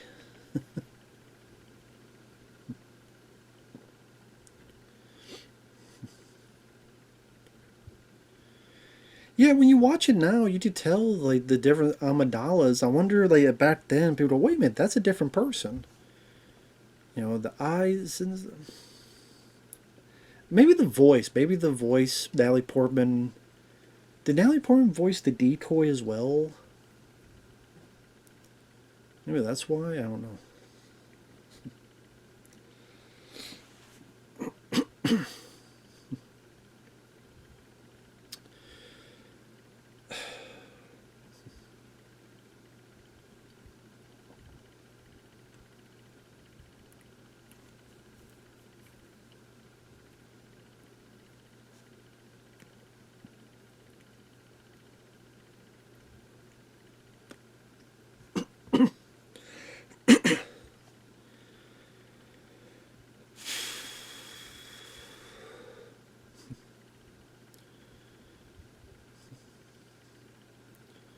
Protect you. Can't fight a war for you.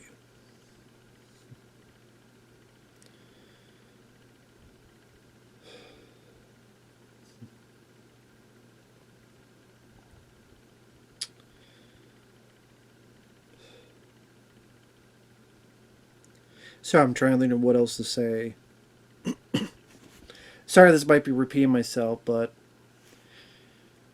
kind of sum up my feelings so far. Saw the film in the theaters. Had a good enough time as is. Thought there were films that year better. The Matrix, The Blair Witch Project, Fight Club, and other movies. As years went on, I watched it a few more times on DVD. Really liked that hour-long documentary. And then the second and the third one came out, and I liked them less than The Phantom Menace. And you saw, after the third one, a few years go by and they go, was that it? Like, that's what we got? And George Lucas pushing against the fans, pushing on not giving people the original versions, replacing it with these crappier special editions, like really just digging his heels in, as if he didn't like how some of the negative feedback was to, because they made money for the studio, but some negative feedback where he didn't like that. Felt like a rejection. And you put your heels, your toes in, and you're like, I ain't going to move from this spot. And it's like, well, I'm not going to put out the original versions. And it's like, well, then people get more angry. People get more mad. People get more upset. And then I know the Plinkett reviews, Red Letter Media, they did the Star Wars prequels. That really that started their success. The Plinkett reviews, because I remember watching those and laughing my ass off. And in fact, there was a time where I did reviews of these films and I deleted them because all I was doing is really just repeating what they said because they were so fun and entertaining and fresh in my mind. I'm like, yeah, this. I then delete them because I'm like, wait a minute, that's not. I'm trying to be them and not trying to be me. So I deleted those reviews, and eventually other ones came about review-wise. But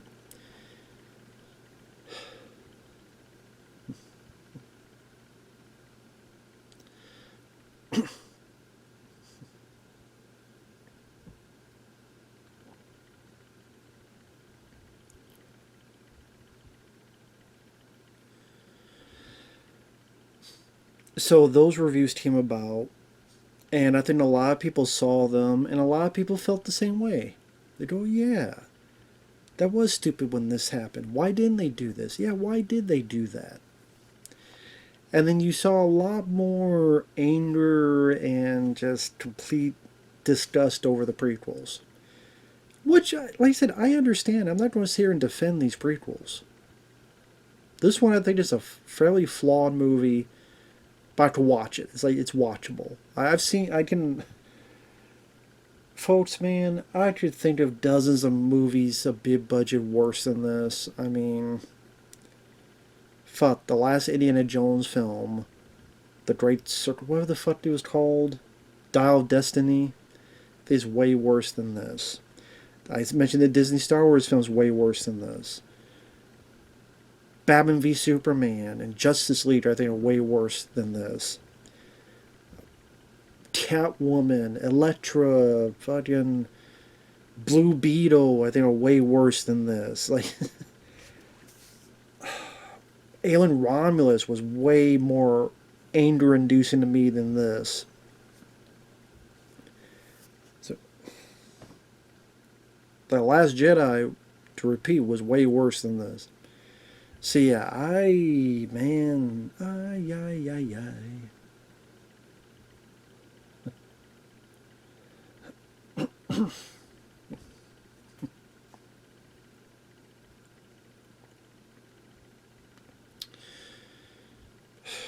I'm trying to remember what that was. Oh, and now you do see people that are mellow about like there's still people who hate the prequels, and there you do find more people that are a bit more mellow about the prequels. You'll find defenders of the prequels, because now there are times where they kind of, the prequel lovers and the original that's all there is lovers kind of banded together to shit on the Disney Star Wars stuff. The enemy of my enemy is my friend, sort of thing. The enemy of my enemy is my friend. And then there are people that like them all, and there's people that hate them all. Like my friend Stuntman Mark. Stuntman Mark, he loves Star Wars. If you ever meet him, bring up Star Wars and say there's nothing but Star Wars. He hates Star Wars. I mean, I liked it, but there's other franchises I like. Rambo, Die Hard. Those are my franchise. Alien, the first two Predator films, those are more my franchise. Which they have shitty sequels to. First 4 Die Hards I liked. First 4 Rambo films I liked. First 2 Predator and Alien films I liked. But there's some shitty sequels. Anyway.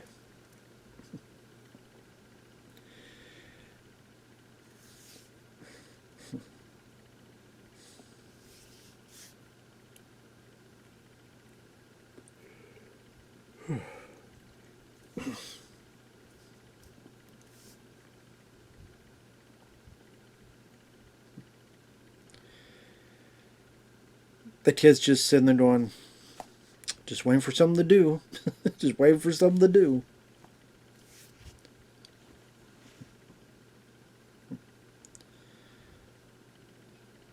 See, it's weird to just have this full robot just to have this hologram.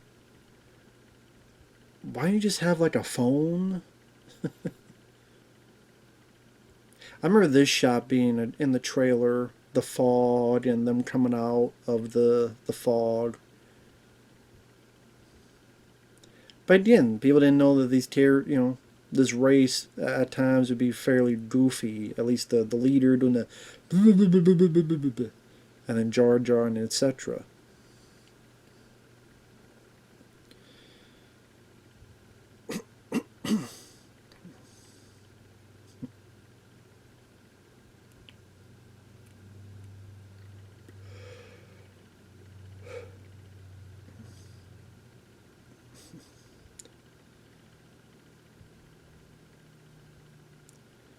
God, I don't know why. Can't even say it. The video game, the PlayStation 1 video game. I remember I had that, and actually a guy was requesting me playing that. I played an hour, played another hour, played another hour, and man, that game is so fucking awful. But it's this top down. You're looking down, and there's the character, and you go, it's like a fighting droids platform, but man, the way they did it was just so. The camera they used for it, and the position of the character, and man, it was just so not fun at all. The controls felt clunky. God damn, man. Holy shit. Like, really fucking bad. I'm going to have to, like, find, like, someone playing the game to see, like, how they beat it.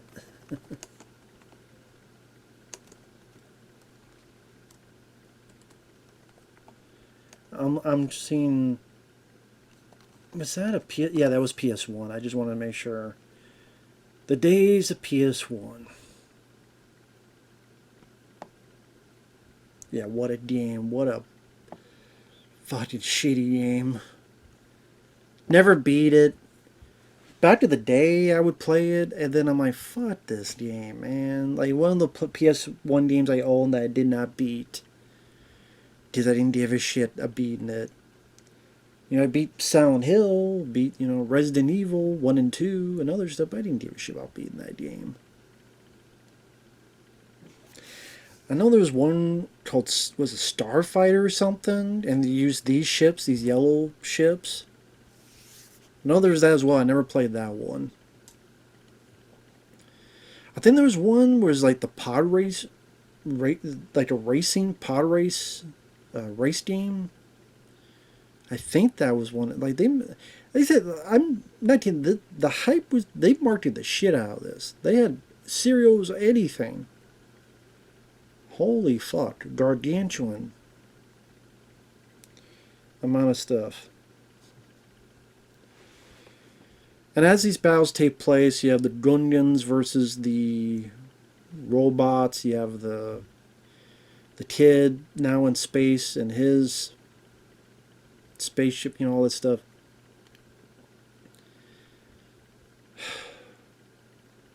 It's just weird where Star Wars is nowadays. Star Wars used to be a thing that printed money. People waited with eager anticipation of what was coming with Star Wars. Nowadays, a lot of people, I'm not saying nobody, but a lot of people don't give a fuck. Star Wars just now is like, oh, there's new Star Wars stuff? Like, that's what has happened. Because with the original Star Wars, you had a semblance kind of lose it from the prequels. Then time went on. Then you seem like you got a lot bad for The Force Awakens. I never liked The Force Awakens from the get-go. I thought the film sucked. I didn't. This one I didn't hate when I first saw it. I was 16. Force Awakens I hated when I first saw it. I'm like, what the fuck? This is just like a shitty remake of the first one? Like, what the fuck? And as time has gone on, those films have gotten, at the very least, a divided mixed response. Sure, it made money for Disney, but maybe not as much money as they hope. Because they paid so much money for that, you gotta get the money back and then start making profit. Now, I would like to think, well, I don't care if Disney disappears tomorrow. They probably got their money back, maybe? I would assume with all the, I don't know, they spent a lot of shit on those TV shows. I mean, The Mandalorian was a hit. I don't know about the others.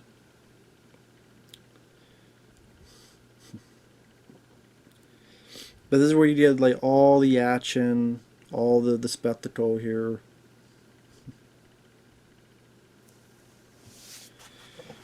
Yeah, Darth Maul with the cool double lightsaber.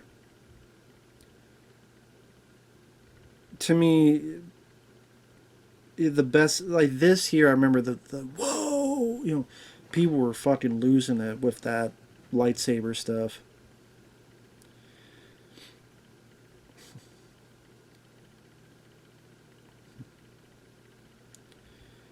So much like Luke Skywalker had R2-D2, even his dad had R2-D2. What was the thing he said in the documentary? Like, they rhyme. It's like a poem. So he does that stuff on purpose.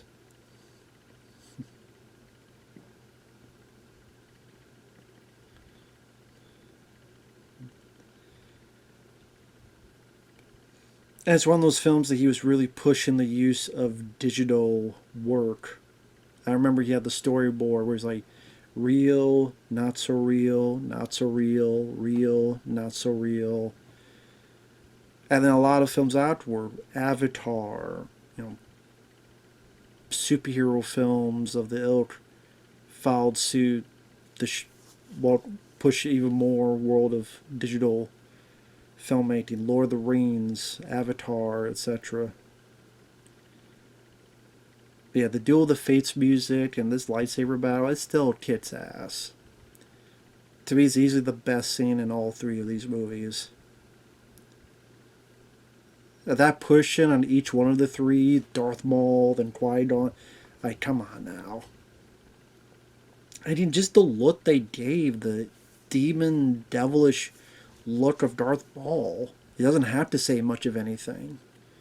See, for him, less is more. He doesn't have to say much, he makes a big impression. But it does this thing that there are films I liked that do this, but it's not something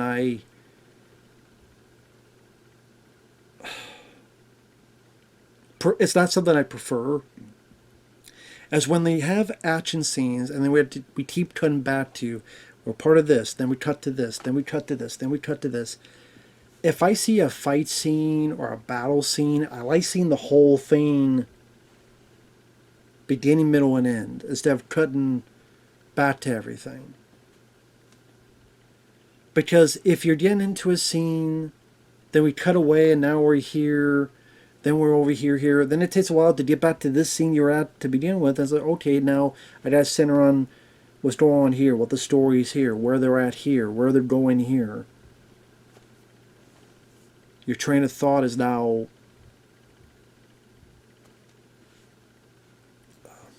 twisted and turned.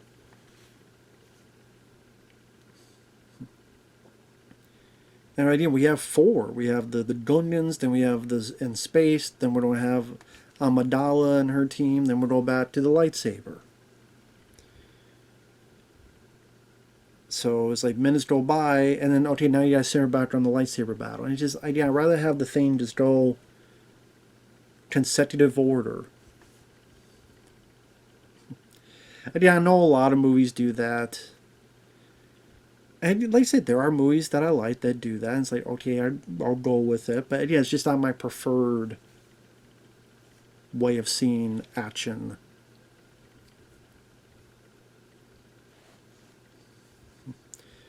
You just gotta readjust your mindset of, okay, this is where they're at, and this is what's going on, this is what's happened, this is what they did before, this is where they were at before, and now they're here now, and how did he get from there to here, from the space of time we've jumped away from them.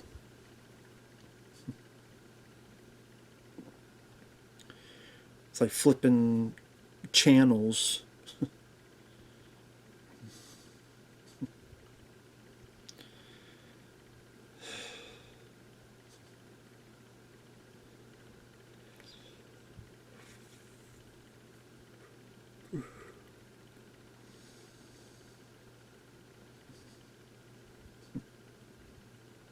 Ooh.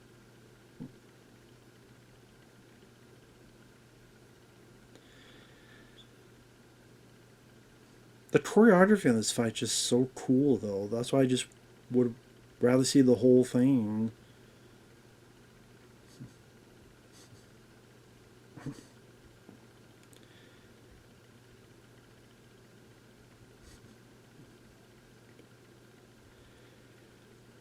And it was cool seeing the behind the scenes of how they choreographed this, and they used like metal rods, for the swords. And then when they did it, they were doing it so tough, hard hitting, that the swords were the things would start bending, and they have to straighten them out again.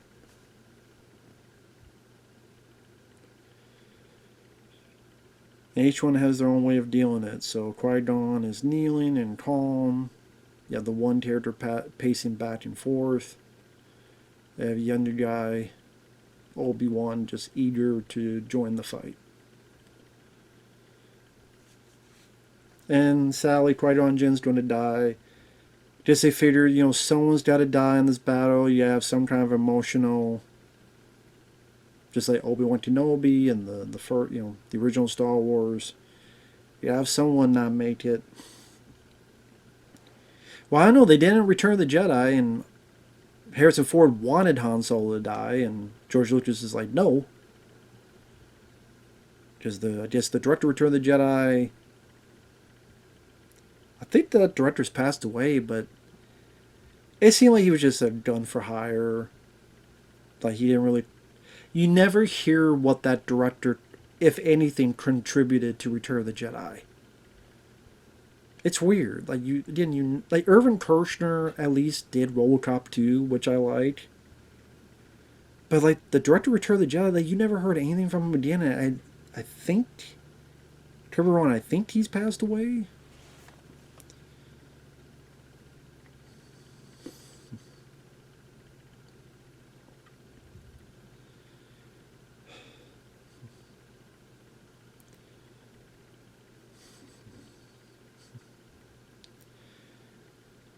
Here's trying to be more comedic slapstick part of the battles.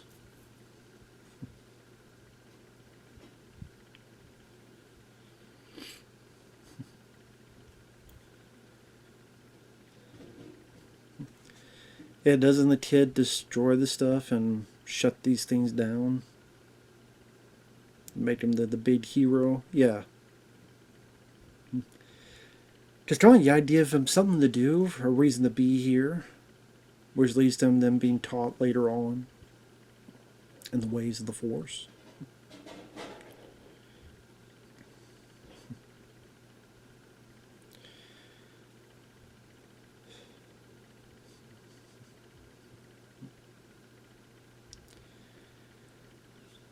But they have like everybody in their dire straits. So you have everyone set up and kind of they're in trouble. They're ready to be in deep shit.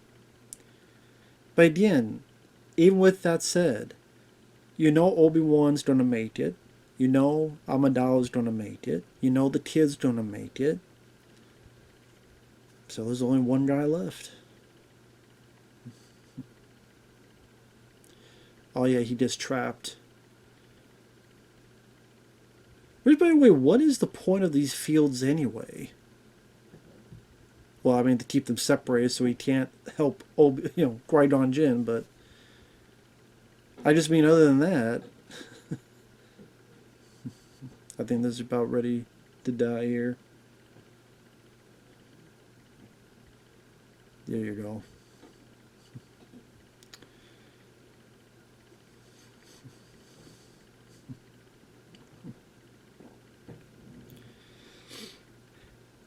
But I do like that when this fight occurs, that it's much more even faster and rapid fire. It gives Obi-Wan Kenobi a pretty badass moment.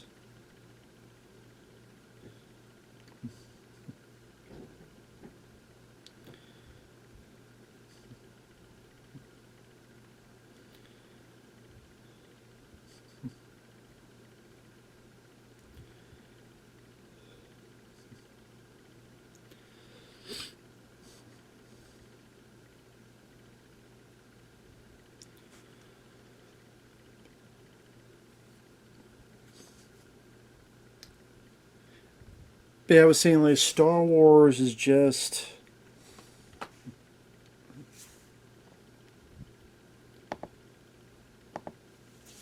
Oh yeah, they think she's the decoy. He's like, you sure about that?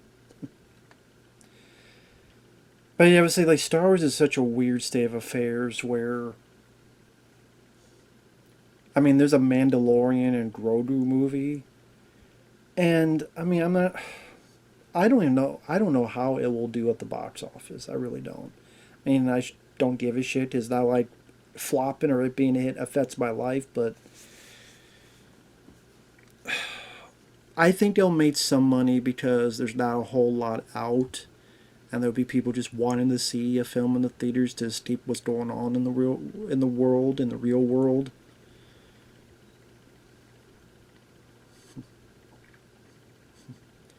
But yeah, I love how rapid fire this is. Really nice choreography.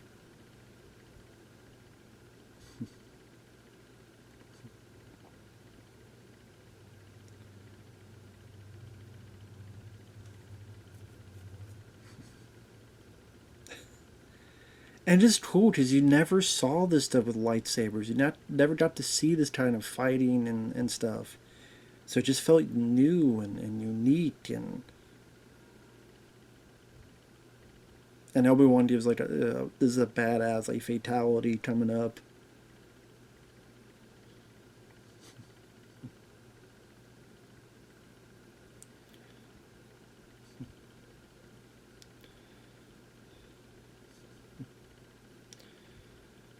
There you go. Like that's definitely model work. That explosion there. That was, see in the prequels those would just be CGI, but I could tell when those explosions happened that was model work. You just tell. Explosions, debris. You just tell.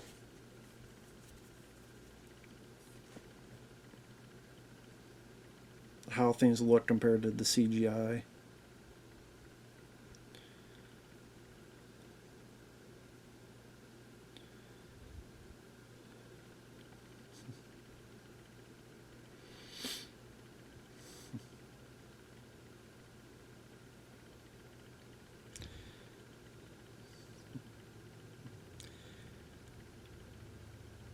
Like that up close of the explosion, that looked pretty. That looked like model in a good way. That is. I'm not saying in a bad way. Of course, anytime when you have explosions in space, there's always that question. Well, wait a minute. There's no noise in space, so wouldn't it be silent? But then, as the thing, if you did that, people go, "How come there's no noise?" And they would view it, even though it'd be the more realistic thing, they would view it as a fuck up because they've seen it done in upon so many movies that you have to like, now the audience is taken out of it. They go, oh, they fucked up. How come they did that? And it's like, oh, there's no noise in space. And now already look at that. That's a cool fucking chopping them right in half.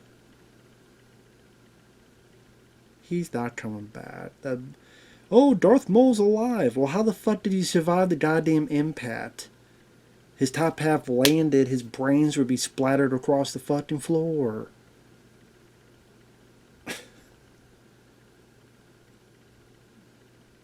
It's, yeah, explained by bullshit. But yeah, I already forgot what the fuck I was talking about, but yeah, I forgot what the fuck I was talking about before. It doesn't matter, but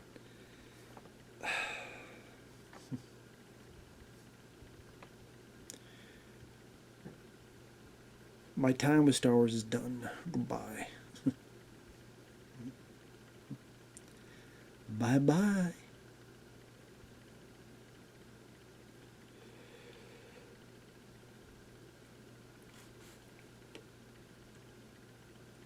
I sincerely forgot where the fuck my tirade was going, but yeah. Star Wars, the way it is nowadays.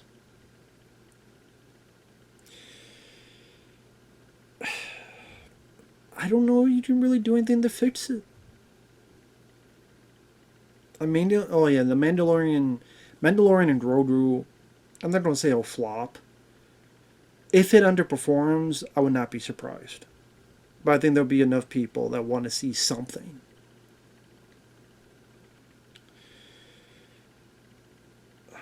And then we got the Emperor and the kid. First meeting.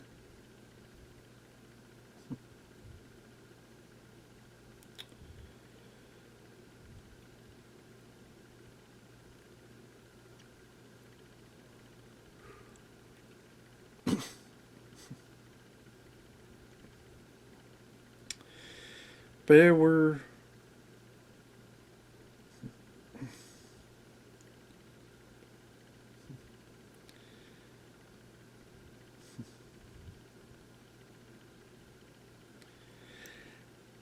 I will say when you watch these prequels, it does make the Jedi look really stupid. That number one, they never figured out the Emperor underneath their very fucking noses for years.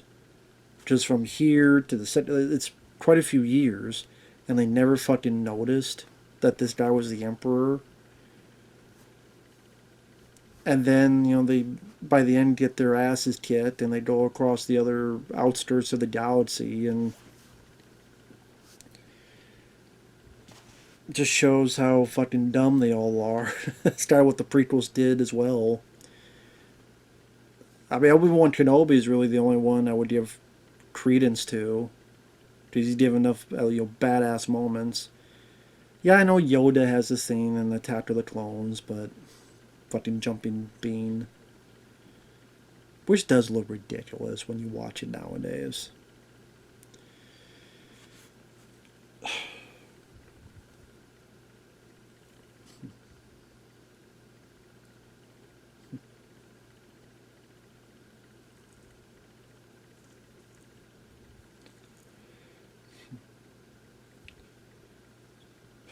But yeah, that fire is like reminiscent of the fire in Return of the Jedi when Luke burnt his dad's body.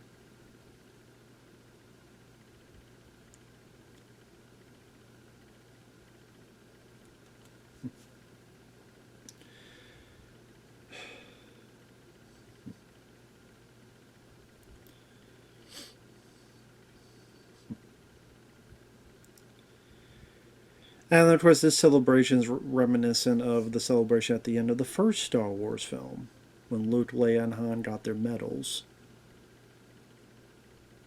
Because the way they stand facing towards the camera, very similar to the end of Star Wars, which is on purpose. George Lucas did that on purpose.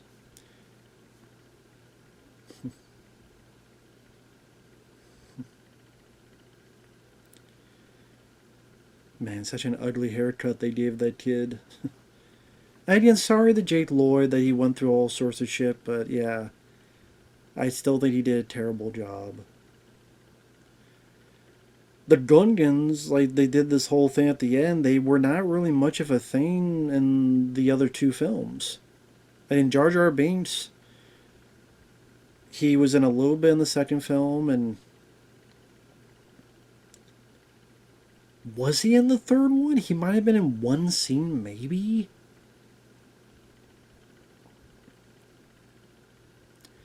It's like, okay, what were, like, if there were other plans, what were the original plans for Jar Jar Binks? Or was it just to be heavily featured in this? Written and directed by George Lucas.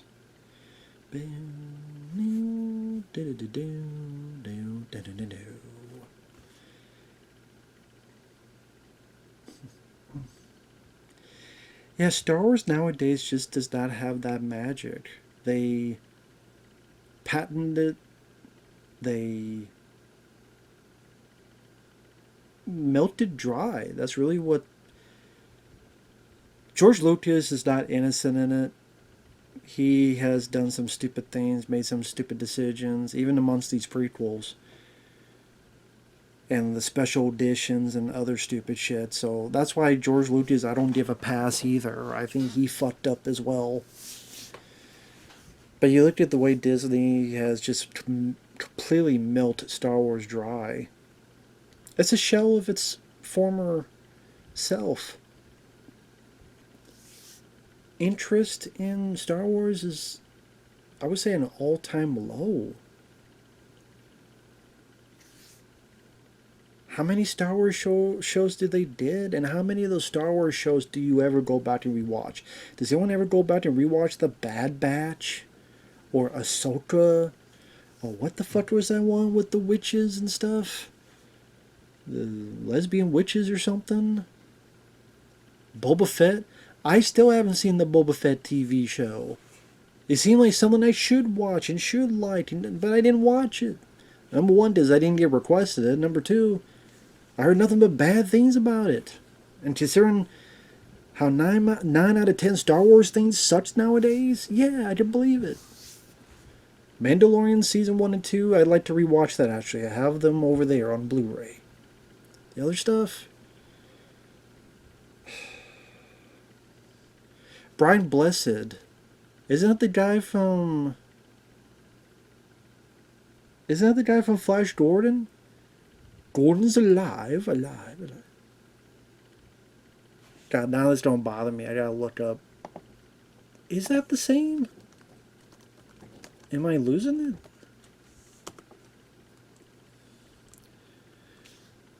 Yeah, it is. It is. Okay, it is the same guy.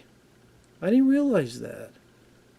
Prince Voltan with the wings. Gordon's alive. I didn't realize wow, the guy from Flash Gordon is the voice of the head Gunyan. Okay. Interesting. I did not realize that. Cool. Pretty cool. But yeah, that's the Phantom Menace. So I will do Revenge of the Sith sometime because that was another request for Lucas. That'll be a bit because that's longer than this. That's like this is like 2 hours and, well, with the credits, 2 hours and 16. That one's like 2.5 hours or so. But watch it again. I think it's okay, but a flawed movie. It's a fairly flawed film. It's watchable. I think some of the model shots still look pretty good. I think the score, especially Duel of the Fates, wonderful job by John Williams. I like Liam Neeson and Ewan McGregor. I think they do a good enough job as they could with the dialogue given to them. The lightsaber battle is still pretty badass. The opening where the Jedi have to fight their way out and escape, and even the underwater stuff when they're being chased by monsters, it's fine. When they get to Tatooine and they search for the boy, the pod race, that stuff does drag when you watch it again. The pod race is okay, but it's definitely shown its age through time. And I don't give a fuck about Anakin Skywalker as a character. I don't give a fuck about the kid. Sorry to Jake Lloyd. I'm sorry you went through tough times in real life. I don't wish that on anybody. but I don't like his acting. I don't like the character. I did not give a shit about that story. I never cared to see that story. And that's why the prequels kind of have this kind of because the overarching story I didn't give a shit about. The birth of Darth Vader was not the story I cared to see. An actual good continuation of Luke, Leia, and Han, I would have preferred to see. But then you got them years and years later where they're much, much older and completely fucked it up. And you don't have a second shot, guys. You don't have a second shot. Terry Fisher's passed away. Harrison Ford's like 105 years old. Mark Hamill, he's something. You had your chance and you blew it. You fucking blew it. But what can you do? With that said, thanks for watching. Take care. We'll see you guys in the next video for those who are still watching. Computers by Silicon Graphics. Cool. We will talk to you guys in the next video. 20th Century Fox. If you experience any condition that detracted from the theatrical presentation of this film, please call 1-800-PHONE-THX. Really? And do what? Like, what the fuck they don't do? Like, okay, you call them, then what? Let's say you call them, then what? You already, they don't give you a ticket? Here's a free ticket, Is that what they don't do? That's fine. I didn't notice that. 1-800-PHONE-THX. I wonder if that still works. Not going to try. Anyway, take care. We'll see you guys later. Bye-bye.